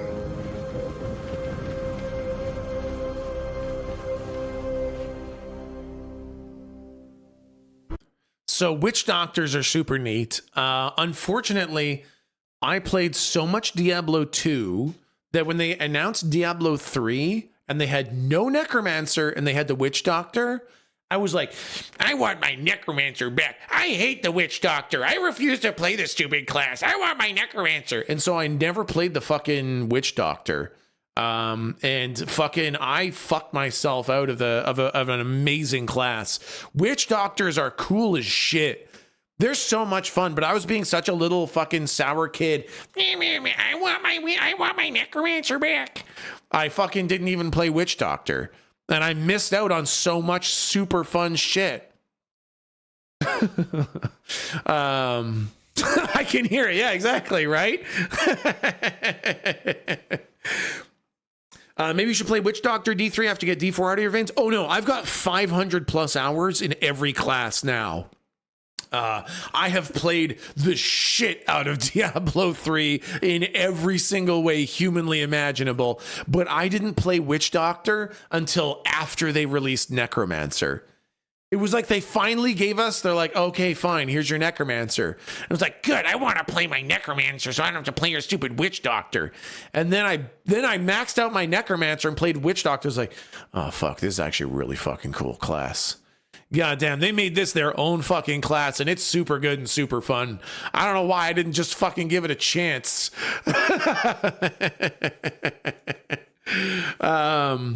Oh my God, this one guy won't shut up about necromancers. Fine. One of my favorite witch doctor attacks was fire bats, because basically the witch doctor stands there like this and normal bats fly in from behind them, and then they get lit on fire and fly forwards. And I could just imagine the fucking bats being like, dip, dip, dip, ah! Screaming on fire as this asshole's just lighting them on fire as they go. I know, poor bats. That's all I could think of. These poor fucking bats getting lit on fire and thrown at guys. Bats love that shit. Chat, TechSmith was playing Diablo when the world was still Pangea. That's fucking true. I've been playing Diablo. I've been playing Diablo since before I put my cum in your dad's balls.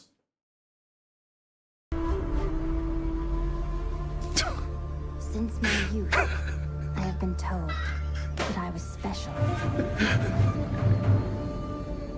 A prodigy of vast potential. I came to the Ishari Sanctum, seeking what knowledge I could glean from the Masters. But I found them fearful of the truth. I would learn nothing from them. But the old books, the prophecies they contained, showed me all that might come to pass, and all that I might become. Then, a star fell from the heavens, the sign that my moment had come. I will go west to Tristram, to stop the darkness that the star portends, and fulfill the destiny that beckons me.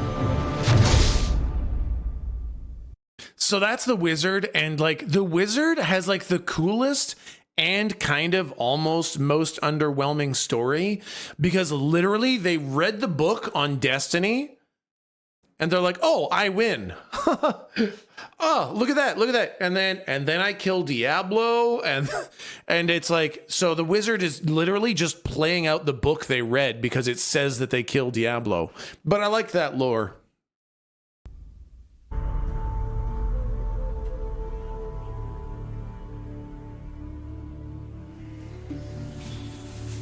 The gods are in all things, and everywhere I see signs of change. The wind bears an unnatural chill, and my people grow uneasy. Now, fire burns the sky and scorches the vault of the heavens. I must carry out the will of the patriarchs. When they need to see, I am their eyes. Where they wish to strike, I am their fist. When they would ignite the light of truth, I am their torch. They have sent me to where the heavenly fire has fallen. My mind is clear. I will rid Tristram of the shambling corpses that have risen in the fire's wake. The monk was neat. I like the monk. Cool story. 1001 gods.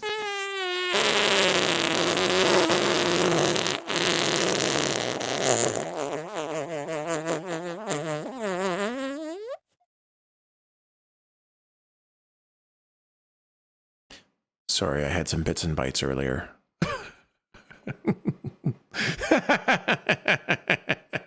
Tech, Monk's cool, whatevs. Monk never really super got me. I don't remember that monk move. You don't remember the fart of the gods?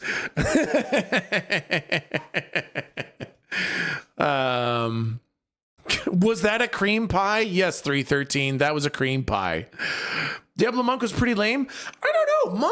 Monk was interesting, but I guess it never really juiced me up. Monk was the least played class for me. I think Monk was my least played too. They were good, but you know, fine. I played co-op ZDPS with my cousin who ran a glass cannon. Wizard, we were unstoppable and unkillable. Yeah, monks were amazing support characters. They were good solo too, but man, they were great as support, which was neat. New to Diablo, what class should I play if I'm into distance fighting? And then what about a sword class? Sorry, new to these games. The real Slim Katie, I would say if you like range, play a sorcerer or maybe a ranged rogue. And then for a sword class, play a barbarian. But I would start with ranged, play a sorcerer. They're really good. My family was butchered by Hellspawn. Butchered! To witness such a thing is enough to leave your mind in ruins. The madness killed my sister and left me frightened and alone. Until I was rescued by survivors who had joined together to rid the world of the creatures of hell. They saw in me the strength to resist the demons, and they forged me into a weapon. Now I am ready.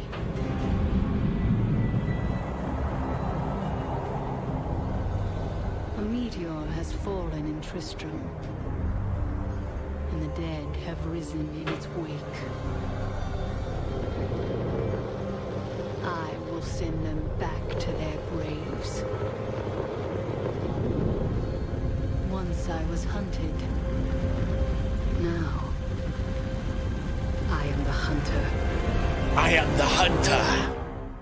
That is my most played class. Demon Hunter was my #1 most played class in Diablo 3. I fucking love their story. I love their aesthetic. They were the most fun to play. Demon Hunter was my whole fucking jam, absolutely. Least played for me. Wow, Yendar. That's interesting. Least played for you too, Korig. Wow. Yeah, I just couldn't get enough of them. I loved their turret build. I loved their multi-shot build. I loved their strafe build. I loved their dagger build. I loved so many of their builds. So I played a fucking ton of them. Okay. Vault, yeah, the Vault dagger build, so much fun. Oh, fuck, I fucking loved Demon Hunter. I think that's probably another reason that I'm going to be going rogue in Diablo 4. All right, that's that one. I tire of the empty battles I once craved. I wander, outcast, while my tribe curses the gods who abandoned us. Our home is in ruins, yet I stand firm. 6 days ago, the falling star struck the town of Tristram. The dead rose in its wake. What evil is this? Could it be what I have sought these long years? A foe worthy of my blade. So that's the Barbarian, one of my least played, along with Witch Doctor. I liked them, but really it was only the Wrath of the Waste set that I ever really enjoyed playing. That's the same voice actor as the Diablo 2 Barbarian, right? That sounds exactly like the Diablo 2 guy, so I feel like it's got to be the same voice actor. But it's not the same character, right? This is apparently a barbarian from Harrogath who left after Mount Ariyat blew up, right? Oh, hey, Adonius, thank you very much for the 16 months. It's an interesting story. I liked Barbarian in Diablo 3, but yeah, it just wasn't quite enough for me. Never played D3 Barb, plenty of playtime with D2 Barb though. Anyone else? Yeah, D2 Barb I played the shit out of, but yeah, D3 Barb I just played, moderately. D3 was my #1 played. Wow. Tech, I've seen chronologically when the games have come out. Should we go over that too? There's definitely some time between the games. Yeah. So Diablo 1 to Diablo 2, actually, I don't know the time gaps. I don't know there might be something, maybe I can look it up on a website or something, because I actually don't know what the time gaps are between them. I have fulfilled my promise to Leah and rescued her uncle, Deckard Cain. Now, all that stands between me and the fallen star is the Skeleton King, who has returned to darken Tristram once again. So these are the in-game cutscenes. And so one of the reasons why it's nice that we saw all of the intros is for the rest of this video, they mix which character is giving you the little updates. Yeah, those little cutscenes are done by the different characters. So that was the wizard's narration of that one. And basically what happened was that cinematic that we saw where that giant meteor smashed into the church and it looked like Deckard Cain was killed. Turns out Deckard Cain actually survived a direct headshot from a meteor. And you went and found him, basically. That's basically all that update says. For all the mysteries yet to be solved, I now learn that the fallen star is a man.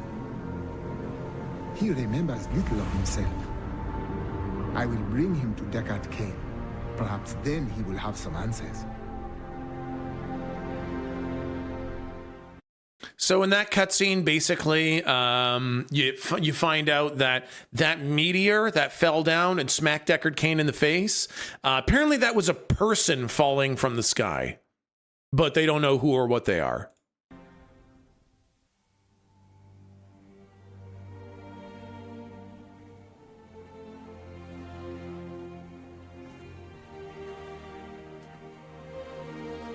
Oh yeah, this is the good shit. This is the good shit. It was all just stories. Oh yeah, spoiler alert, Deckard Cain died. My uncle saw what he wanted to see. Deckard sacrificed much to protect this world. But his work is not over. What would you know about sacrifice?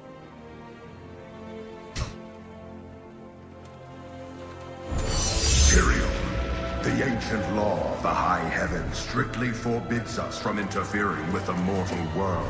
Yet you have done so, brazenly. All I am guilty of, Imperius, is bringing justice, while you hide, cowering behind your throne. Silence!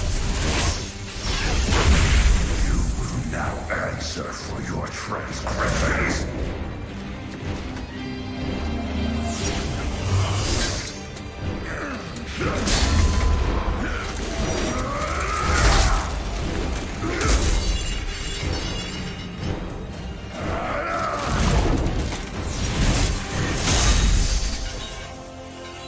You cannot judge me.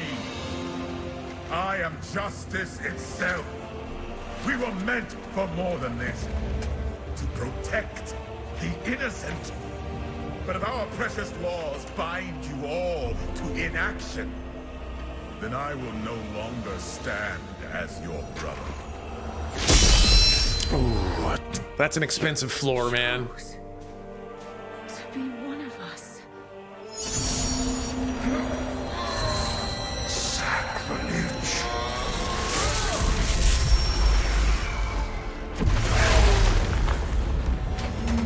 Fuck, that's cool, man.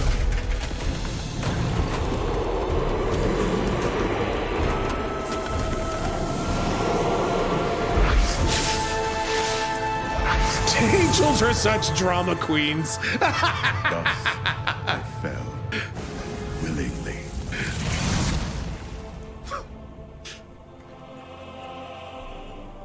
Because humanity is the only hope for this world.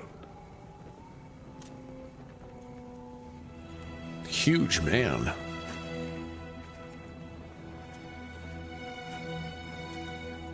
I never believed. All your crazy tales. Your work.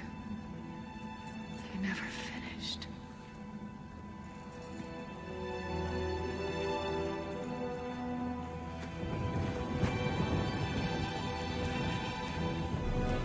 But he fell on Deckard Cain. I will carry on for you.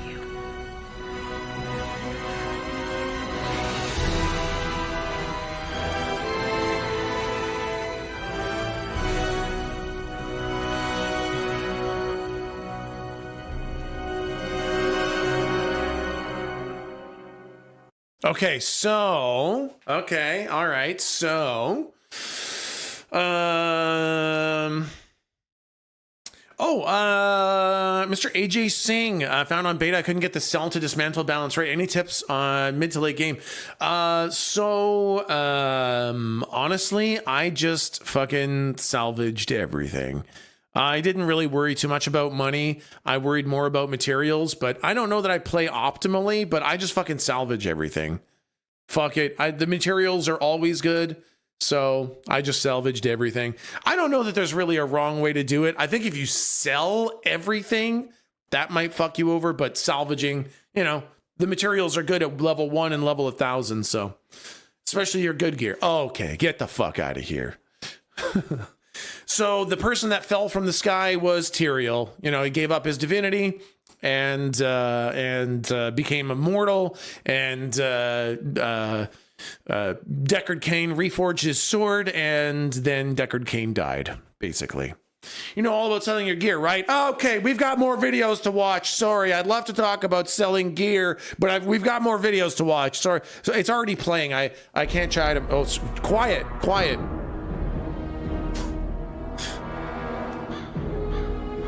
Now that Tristram is safe, I travel to Chaldeum, the great city of the East. It has fallen before one of the last lords of hell, Belial. I mean to set the city free. So most of Diablo 3 has to do with the lesser evils, right? The prime evils, Diablo, Baal, and Mephisto, they've all been destroyed. They're not around anymore. And so Diablo 3 is all about the lesser evils, Belial and Asmodan. And so basically, at this point, you're just kind of like trying to find the lesser evils and stop them from doing bad shit. Chaldeum is still in peril. Before she died, Magda revealed that Belial's treachery goes even deeper than we suspected. Cool cutscene. I thought they couldn't die, Madge. Listen, smallish one, I still think at this point they were still kind of ironing out all that, souls rebirth, you can't destroy him, but you can kill him, but you can't kill him kind of thing. But I think they were still a little wishy-washy at this point about what exactly is going on. So who knows? I think they were just hoping that they'd be only in hell and they wouldn't come back to Sanctuary. We rescued Leah's mother, the witch, Adria. She revealed to us the existence of the Black Soul Stone, an artifact that could destroy all evil forever. Of all mortals, I have been given the task of retrieving it. So yeah, that's kind of that's when the big kind of story moment hits, is the concept of the Black Soul Stone. We had the fucking Crimson Soul Stone for Diablo, and the Sapphire Soul Stone for Mephisto, and the Amber Soul Stone for Baal. Well, the Black Soul Stone can destroy all evil forever. Oops. Did I fuck that up? Okay, I'm okay. Hit the wrong button. So yeah, when you hear this thing that, I have the exact thing that can destroy all evil forever, immediately it's like, sounds legit.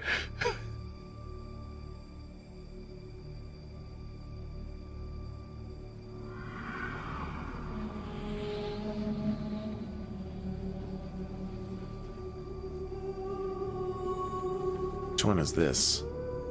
Oh, yeah. I remember this one. Yeah, this is a cool one. I'm sure it'll work the fourth time.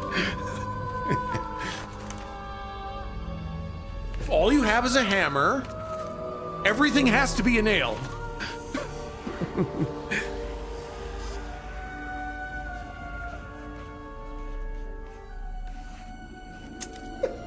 head. None of this makes any sense to me.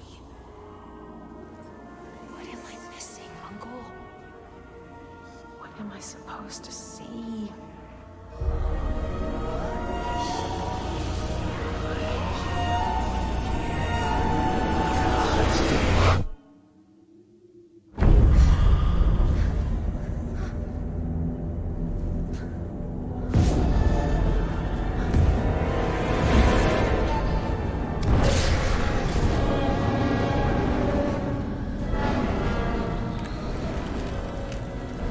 Do we know who those guys are? Just scary demons?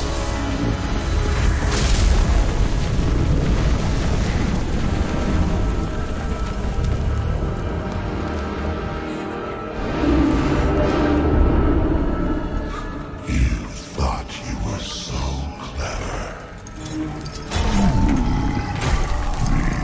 That you'd outwitted us all. One by one, our brethren fell into your trap. But not me. I defy you.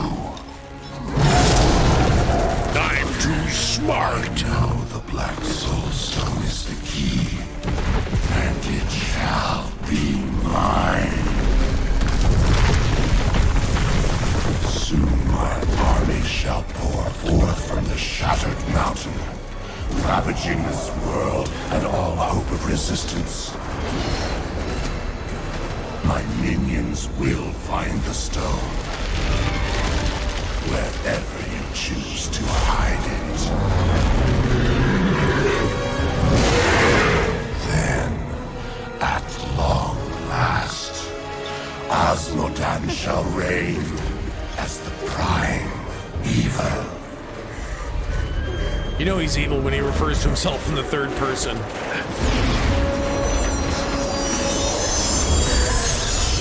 Leah, are you all right? Speak to me, child. Ariad. The demon's invasion will come from Ariad.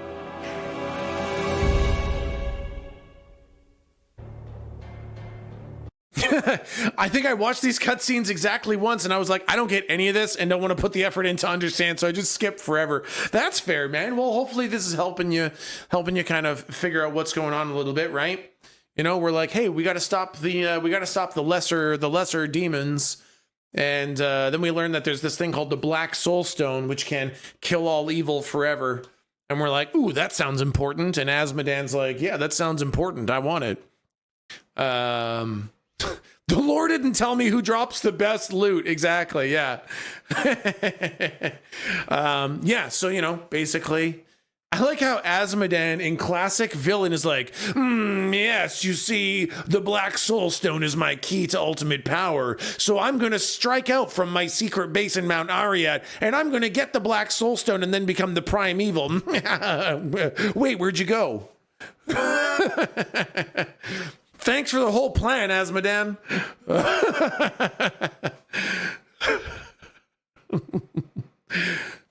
You could never have discovered my machinations.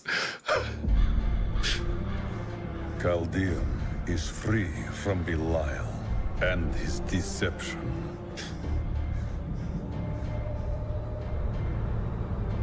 Only Asmodan remains. He sends his army forth to strike at us from the heart of Ariad Crater. Bastion's Keep is all that stands between us and certain doom. I will not allow it to fall.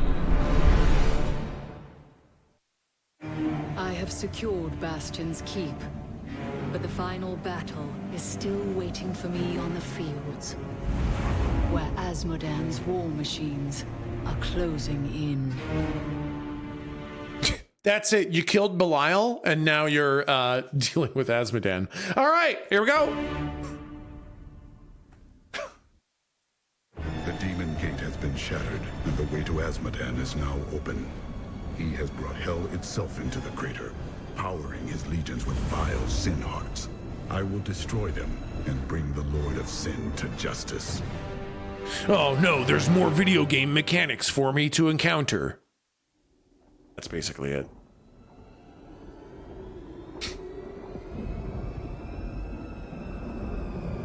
Oh shit. Okay, all right. So this is crazy to me that there's nothing between that fucking cutscene and this fucking cutscene, because the amount of shit that happens in between that and this is fucking huge. So this is one of the main cinematics in Diablo 3. What happened between that last cutscene and this one is basically you found Asmodan and you killed him and you trapped his soul in the black soul stone, right? And now the soul stone, the black soul stone, has the souls of every single lord of hell in it. And I guess it's ready to be destroyed. It's at this point that we start wondering, hey, at what point does this thing destroy all evil? And Adria, that person who we thought was our ally, she's like, oh, it doesn't destroy all evil. It channels all evil into Leah, and then she becomes, the new Diablo. You find out that you've been tricked and that the Black Soul Stone was not a tool to destroy all evil. It was a tool to reincarnate all evil.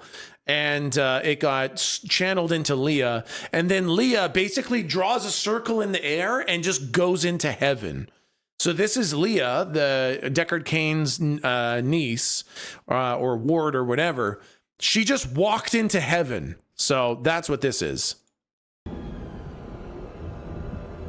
She's looking a little rough now.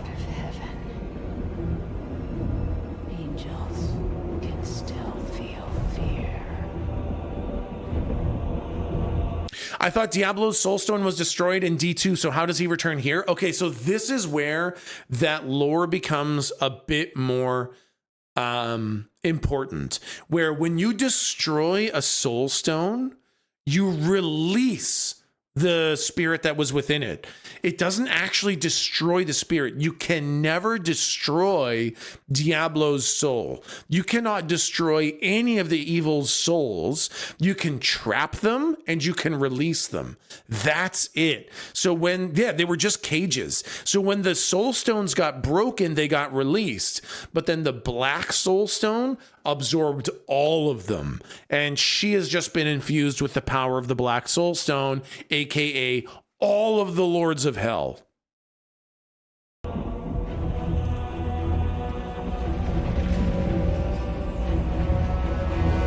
Hey, it's our boy Imperius.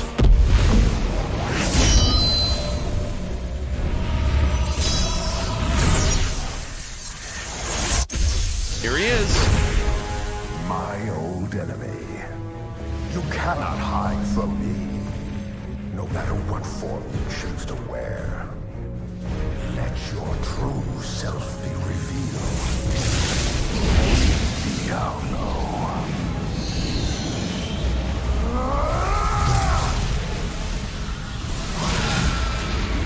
I'm gonna incinerate this little girl.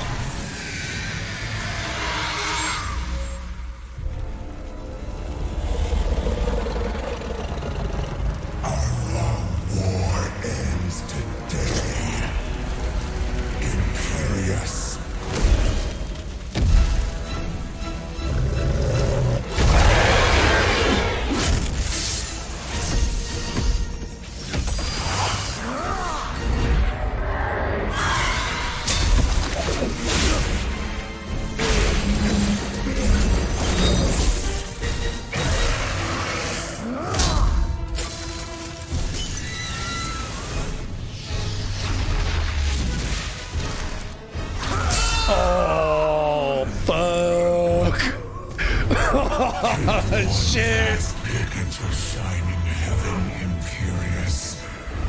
For soon, nothing of it shall remain but my laughter.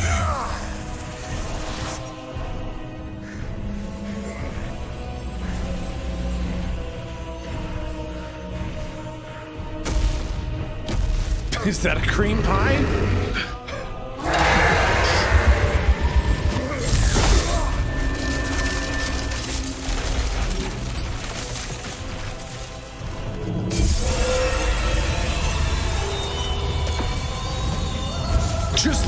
screams down the gates of heaven. Look at that swagger.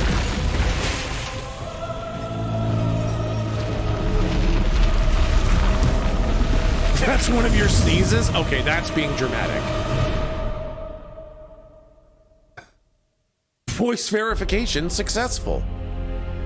So yeah, that's basically the big reveal moment where Diablo 3 actually becomes about Diablo. Ooh, there's ads. We will pause. Ad watchers, we salute you. We will wait until you get back. But why destroy heaven? Heaven is nice. Well, you know, he doesn't like nice things. Tech, why could the World Stone be destroyed but not the Soul Stones? Okay, so the Soul Stones can be destroyed. The Soul Stones are actually just a piece of the World Stone. So they can be destroyed, but you can't destroy the soul inside of them. They're kind of like, I saw in chat people were likening them to Pokeballs, and that's basically what it is. The Soul Stones are basically Pokeballs for demons. And so you can break the Pokeball, but you can't kill the demon inside of it. Are Soul Stones like kidney stones? You know what? For the World Stone, they kind of are, yeah.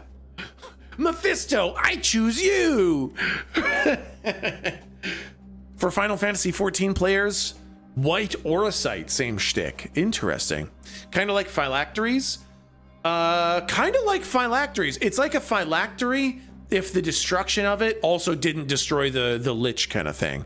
It's like a lich connects themselves to the soul stone or to the phylactery. A demon is connected to the soul stone. But when you break the phylactery, the lich can be destroyed. When you break a soul stone, the demon is just uncaged. Souls inside the soul stones are energy. You can't destroy energy. It just changes. Yeah, basically. Exactly. Yeah. Kind of like gushers then. It's kind of like a gusher. Soul stones are kind of like infinite power gushers. Real question, is heaven in the games like the Christian idea of heaven where human souls go when they die? You know, Five Cats, I don't know that I have, I don't know that I know. Do people know what happens to human souls in the Diablo universe? Do the good people go to heaven and the bad people go to hell? Because I don't know that I actually know the answer to that one. That's a really good question. Because the only thing I ever see in heaven are angels that are angels. They were never people. Really wish they'd expand on the Witch Doctor lore. Coraline, maybe they will with Diablo 4, right? Doesn't seem like anything good. Yeah, true. Imperius probably denies everyone entry at the gate. Probably right, yeah. Heaven in the games is just a place where a bunch of hoity-toity assholes talk about being good. Well, not even being... Well, yeah, basically, yes, Five Cats. Yeah. They're the spawn of Anu, right? The original being. And so they just are there. And they just kind of always have been there. I remember seeing skeletons reaching out of the lava in Act 4 in Diablo 2. Maybe that's them? What, everybody goes to the lava in hell? That sucks. Various cults have stated that the souls of virtuous humans are rewarded in heaven, while the souls of wicked sinners are punished in the burning hells. Though Deckard Cain noted there was little evidence for this belief, he believed that human souls passed on to an unknown location beyond the reach of heaven or hell. Oh shit, I wonder if it's the void. Maybe that's where the void is. Yeah, the void. So basically Lilith was hanging out with all the human souls in the void. Where can I watch these since I missed some? Hey, Brutally Wondering, here's what I'm gonna do.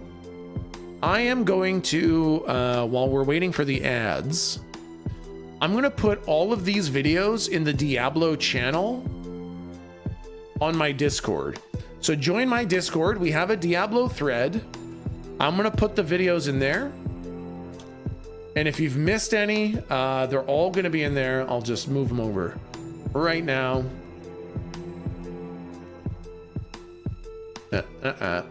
Because they're really good to, they're good videos. And you can learn a lot about Diablo with these. And we're on this one.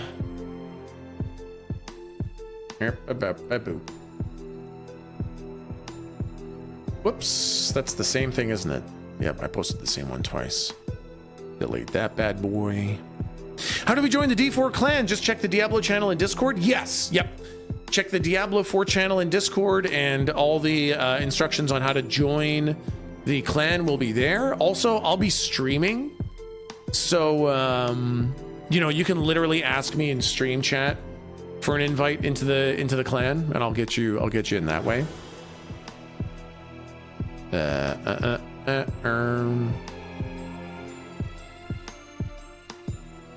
And toss this in there. There's actually a number of videos that I grabbed. I was wondering if maybe we wouldn't have enough, if maybe there'd be too much time, but I mean, we're already counting. We're in the final 3 hour. We're under 3 hours. We are sub 3 hours for Diablo 4 launch. That's fucking crazy to me.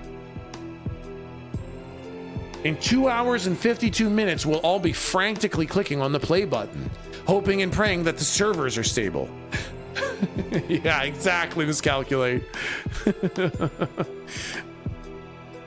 Why did the angel tell old man Camel Kicker to use the Hellforge to smash them then? Okay, Johnsy, that's a very good question. Basically, they learned that, well, no, that doesn't make sense. The lore kind of falls apart there, but the reason would be because the demons learned how to corrupt their own soul stones. Them being in those soul stones was actually giving them power, and so they needed to be released from the soul stones to not get that power, and to hopefully also not manifest on Earth again. If their souls were released and they were manifest in hell, then that wouldn't be such a bad thing, because then they get their own shit to deal with. Have you not been able to play it? I just joined the timer right there. That's when it goes live. Hold on, I saw Hung got the lore for you. Oh, continuation of what lore I found. Okay, here, let me take a look at this. Let me pop open your chat here, Hung.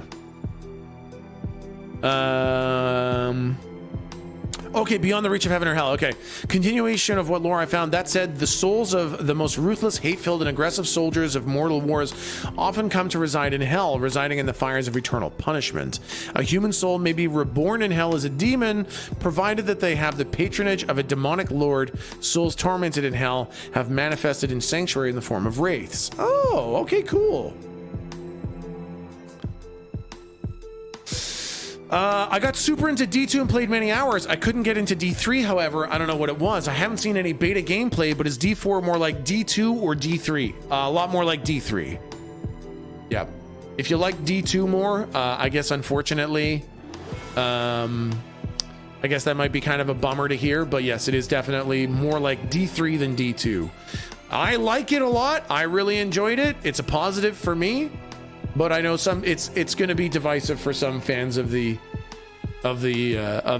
genre. I would say if you like the Diablo 2, a Path of Exile is got to be your #1 place to go.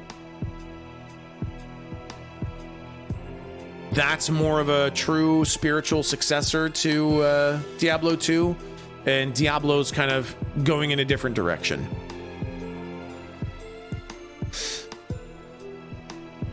I like them all for different reasons. I mean, that's kind of where I'm at. I really like them all. Yeah.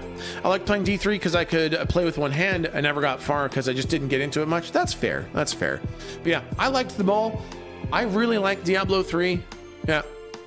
The beta felt more D2 than 3 to me, but I guess. Oh, really? You thought it felt more D2? It felt very D3 to me, but in a good way. Tech, yeah, 5 cats. I'm getting so hyped. Fuck yes. Okay, the ads are done. The ads are done. Let's continue watching these cinematics. Let's go. Adria has betrayed us. and Leah's soul now lives in Imbuero Ikura. So there, look at that. Leah's soul now lives in Imbuero Ikura. So this is that witch doctor shit that I don't understand. Like, he knows shit that apparently we don't know. He knows where Leah's soul went, which is interesting. From her body, Diablo has been reborn as the prime evil. With all the powers of hell within him. The high heavens themselves tremble with his steps, and the angels can do nothing. Now hope lies with me. Only I can stop him.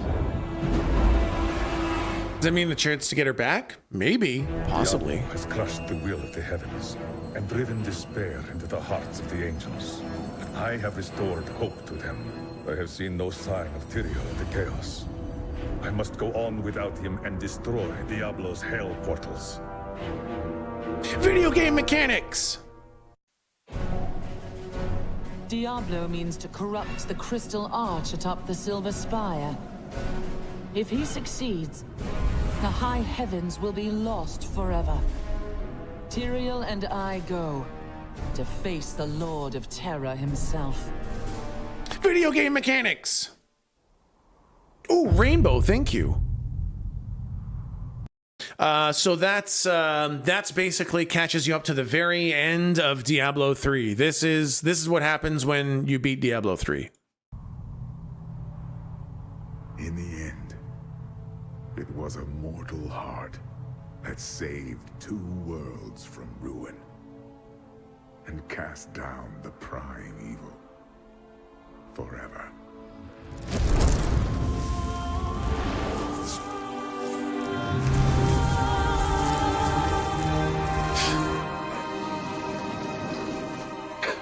Forever. Forever. Terms and conditions may apply. There's the literal black soul stone right there.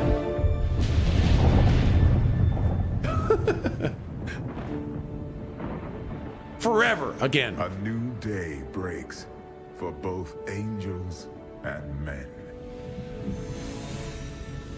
For mankind's greatest champion, the Nephilim, rose to confront the darkness that we, in our pride, would not face. Exactly 5 cats, yep. End the eternal conflict.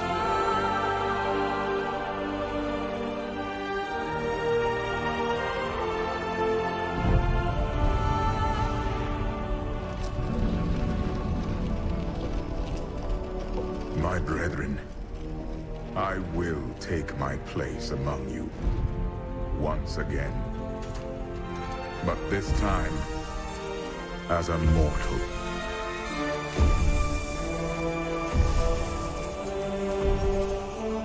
Since justice has been met this day, I will now stand as wisdom. On behalf of those who risked all to save us. Forevermore, we shall stand together, angels and men, in the light of this glorious new dawn.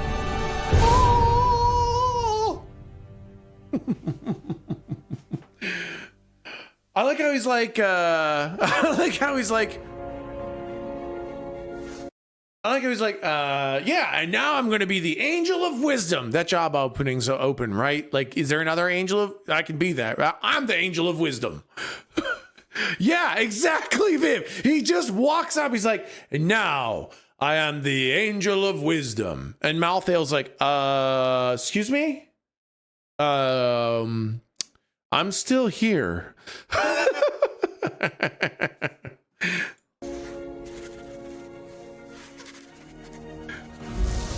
Diablo was defeated.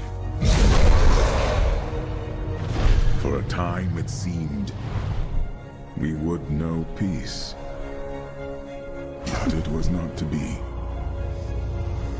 For Diablo's essence lingers in the Black Soul Stone. And also Bales and also I cannot Mephistos. destroy the stone, nor allow its evil to remain within the heavens. And so it must be hidden. Good point, Lighthawk. Even from the angels. I pray that it will be enough. This is the intro to the expansion of Diablo 3.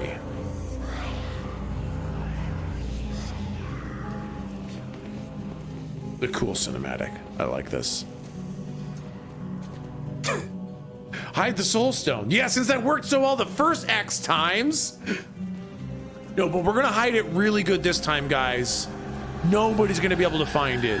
Look how dark it is in here.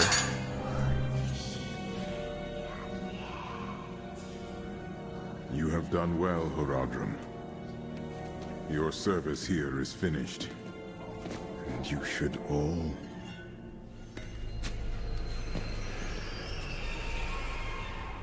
run. Run.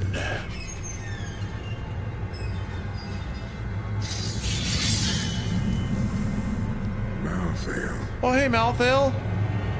I took your job. Is that okay?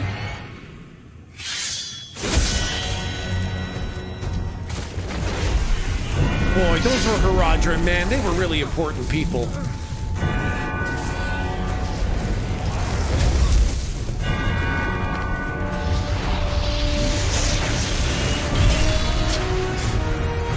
Who's wise now, bitch? Go! Find the Nephilim!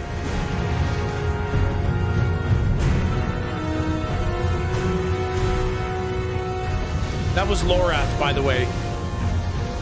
Okay, so actually, yeah, the guy that just ran away, the guy that he said, go find the Nephilim, the guy that just ran, that's Lorath. The guy that did those narrations, those 4 videos, who had that big, deep, gravelly voice, that's Lorath. He's the guy that just escaped.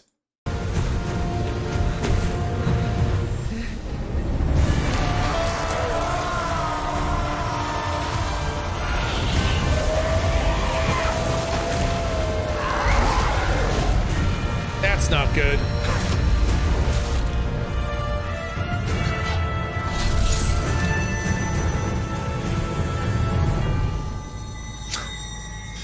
Doesn't even touch him.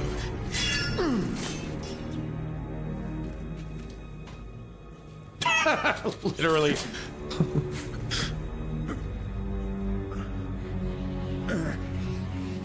Brother.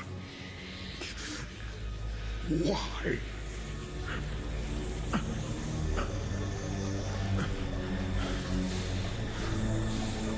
He actually didn't become an angel again. He stayed mortal. No, he needs that, I think. You took my job. The Nephilim will stop you. No one can stop death.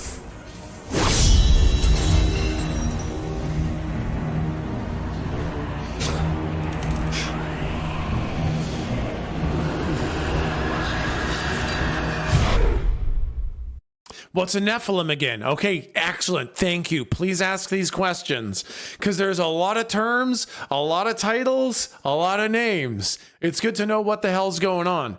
The Nephilim were the children of Lilith and Inarius.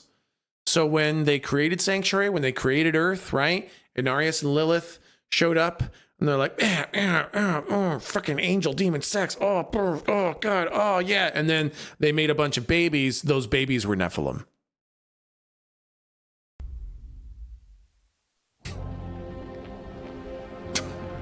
The killing began. So what's a Horadrim? Okay, Horadrim are a group of very powerful mages that the angels work with. They're like a secret, super powerful group of people meant to protect people, meant to protect humans kind of thing.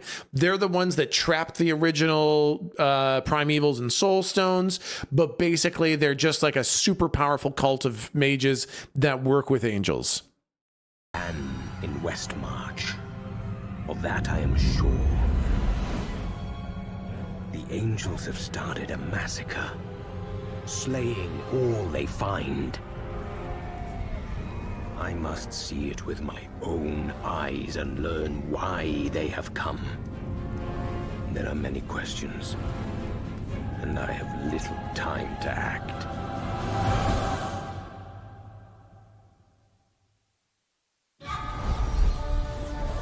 I have killed Urzael and destroyed the Reapers.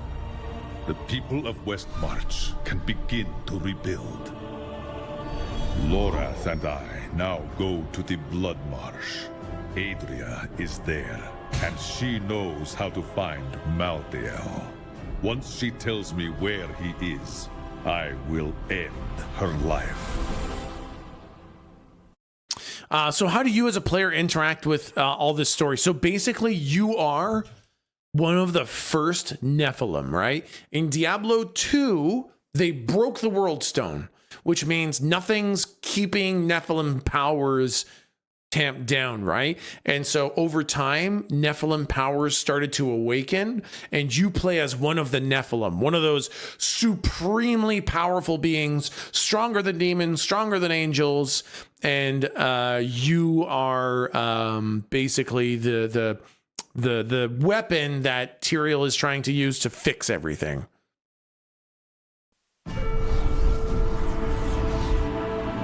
Malthael's attempt to keep me from entering Pandemonium simply confirms that he is still unwilling to face me. Now I must cross this blighted wasteland. Site of 1,000 battles between angel and demon. The Angel of Death awaits me in the Pandemonium Fortress on the other side. He will not be waiting long. So D3 ends with a new age for angels and men, and D3 expansion starts with angels just killing all humans. Yeah, exactly.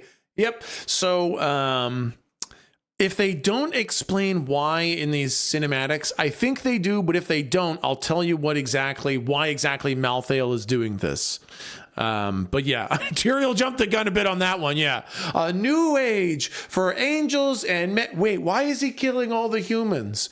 Why is Malthael killing all the humans?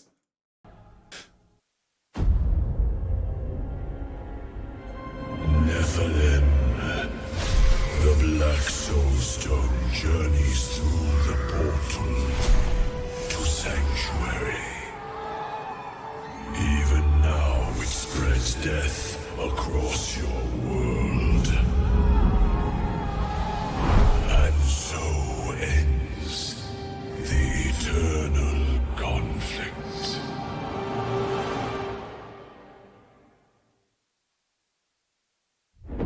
Basically, so well, we'll see. We'll see if they explain it anymore. Ends the eternal conflict? Yeah, so yeah, I know. We'll see if that gets explained a bit more in the next one.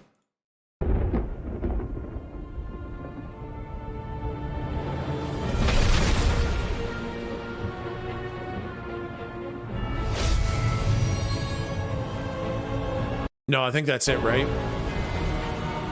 The Nephilim had done. Yeah, okay. So so basically Malthael as the Archangel of Wisdom realized that the Black Soul Stone can suck up all demon souls. It can basically just absorb all evil, and that it has no limit. So it could just suck up every demon in the eternal conflict. All the bad guys, all the evil could all get sucked into the Black Soul Stone. But because it's indiscriminate, it sucks up all aspects of demon. And the thing is humans are half angel, half demon, right? We are the children of both Inarius, the angel, and Lilith, the demon. So humans have half demon in them. And the Black Soul Stone will just rip their souls in half and kill all humans. Malthael said, the only way to end the eternal conflict is to suck up all evil into this stone. So I'm going to suck up all evil into this stone. It'll kill all the demons and it'll kill all the humans, but who gives a fuck about the humans? That's basically it. That's where that's why he became the angel of death, was because he knew that he had to kill all humans, basically. The stones were created from something. Is the knowledge on how to create these stones lost? The Tyrael and the Haradrim made them, so I think the information is still there. What was Pandemonium again? So Pandemonium was basically, there was the original one being, right? Anu was the only thing that existed. And when it broke itself into good and evil, when they fought, it created this place called Pandemonium. It basically is just a place where good and evil fights on. I think it's kind of like the body of Anu kind of thing, the original being, but basically Pandemonium is just the place that resulted from the fighting of heaven and hell. It's like a weird liminal kind of non-place outside of what we understand kind of thing. Is Volos Malthael? I mean, a couple similarities. The impossible.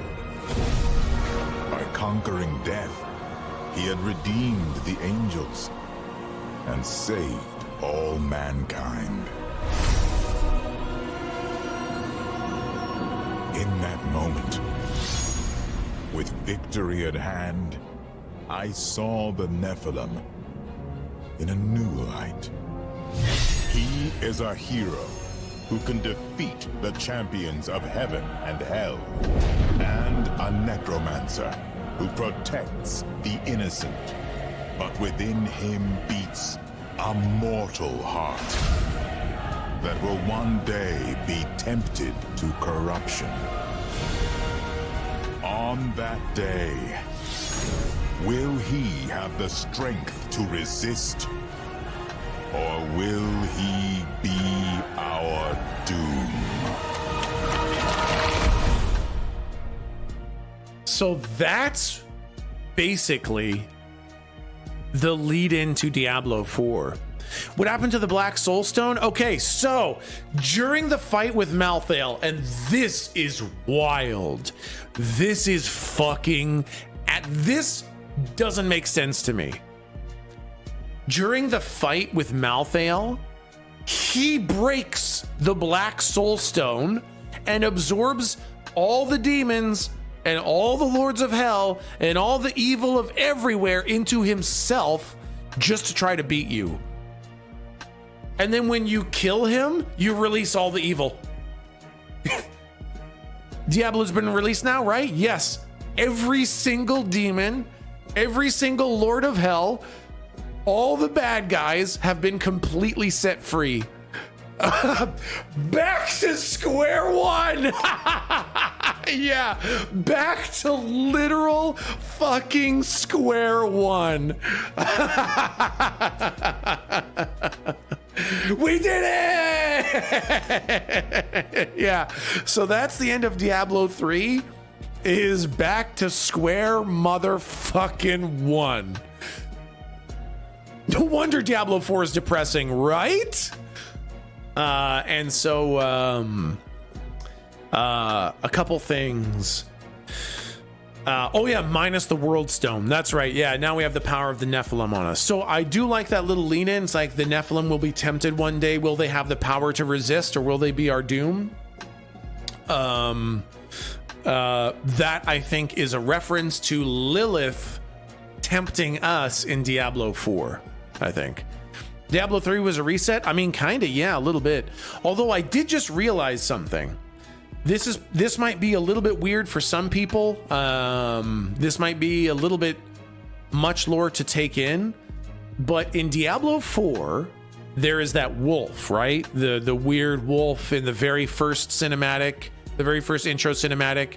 That wolf shows up, and it's got like half its face removed, and it's got like a tattoo of a sigil on it. I think it's Diablo. I think it's Lucian. I think it's Mephisto's son, because it's Mephisto's sigil. Wolf sigil is Mephisto, right? And Lucian is Mephisto's son. So Lucian would have a sigil very much like Mephisto. So I think the wolf is Mephisto's son. Yeah, the brother of Lilith. Yeah, Mephisto's family crest, exactly. So yeah, I realized that I could see. I thought the wolf was Diablo, and I almost think if maybe they're not making that too obvious, and they're gonna make the wolf actually Lucian. I really thought it was Diablo this whole time, but I think it might actually be Lucian. Diablo isn't cunning like that. Well, he's not stupid, but I could see him not being that clever. Okay, now I think the wolf is someone else. They might be someone totally different. Yeah. Curious if they'll someday make a PvP based Diablo game where you choose sides, angel or demon, to fight on.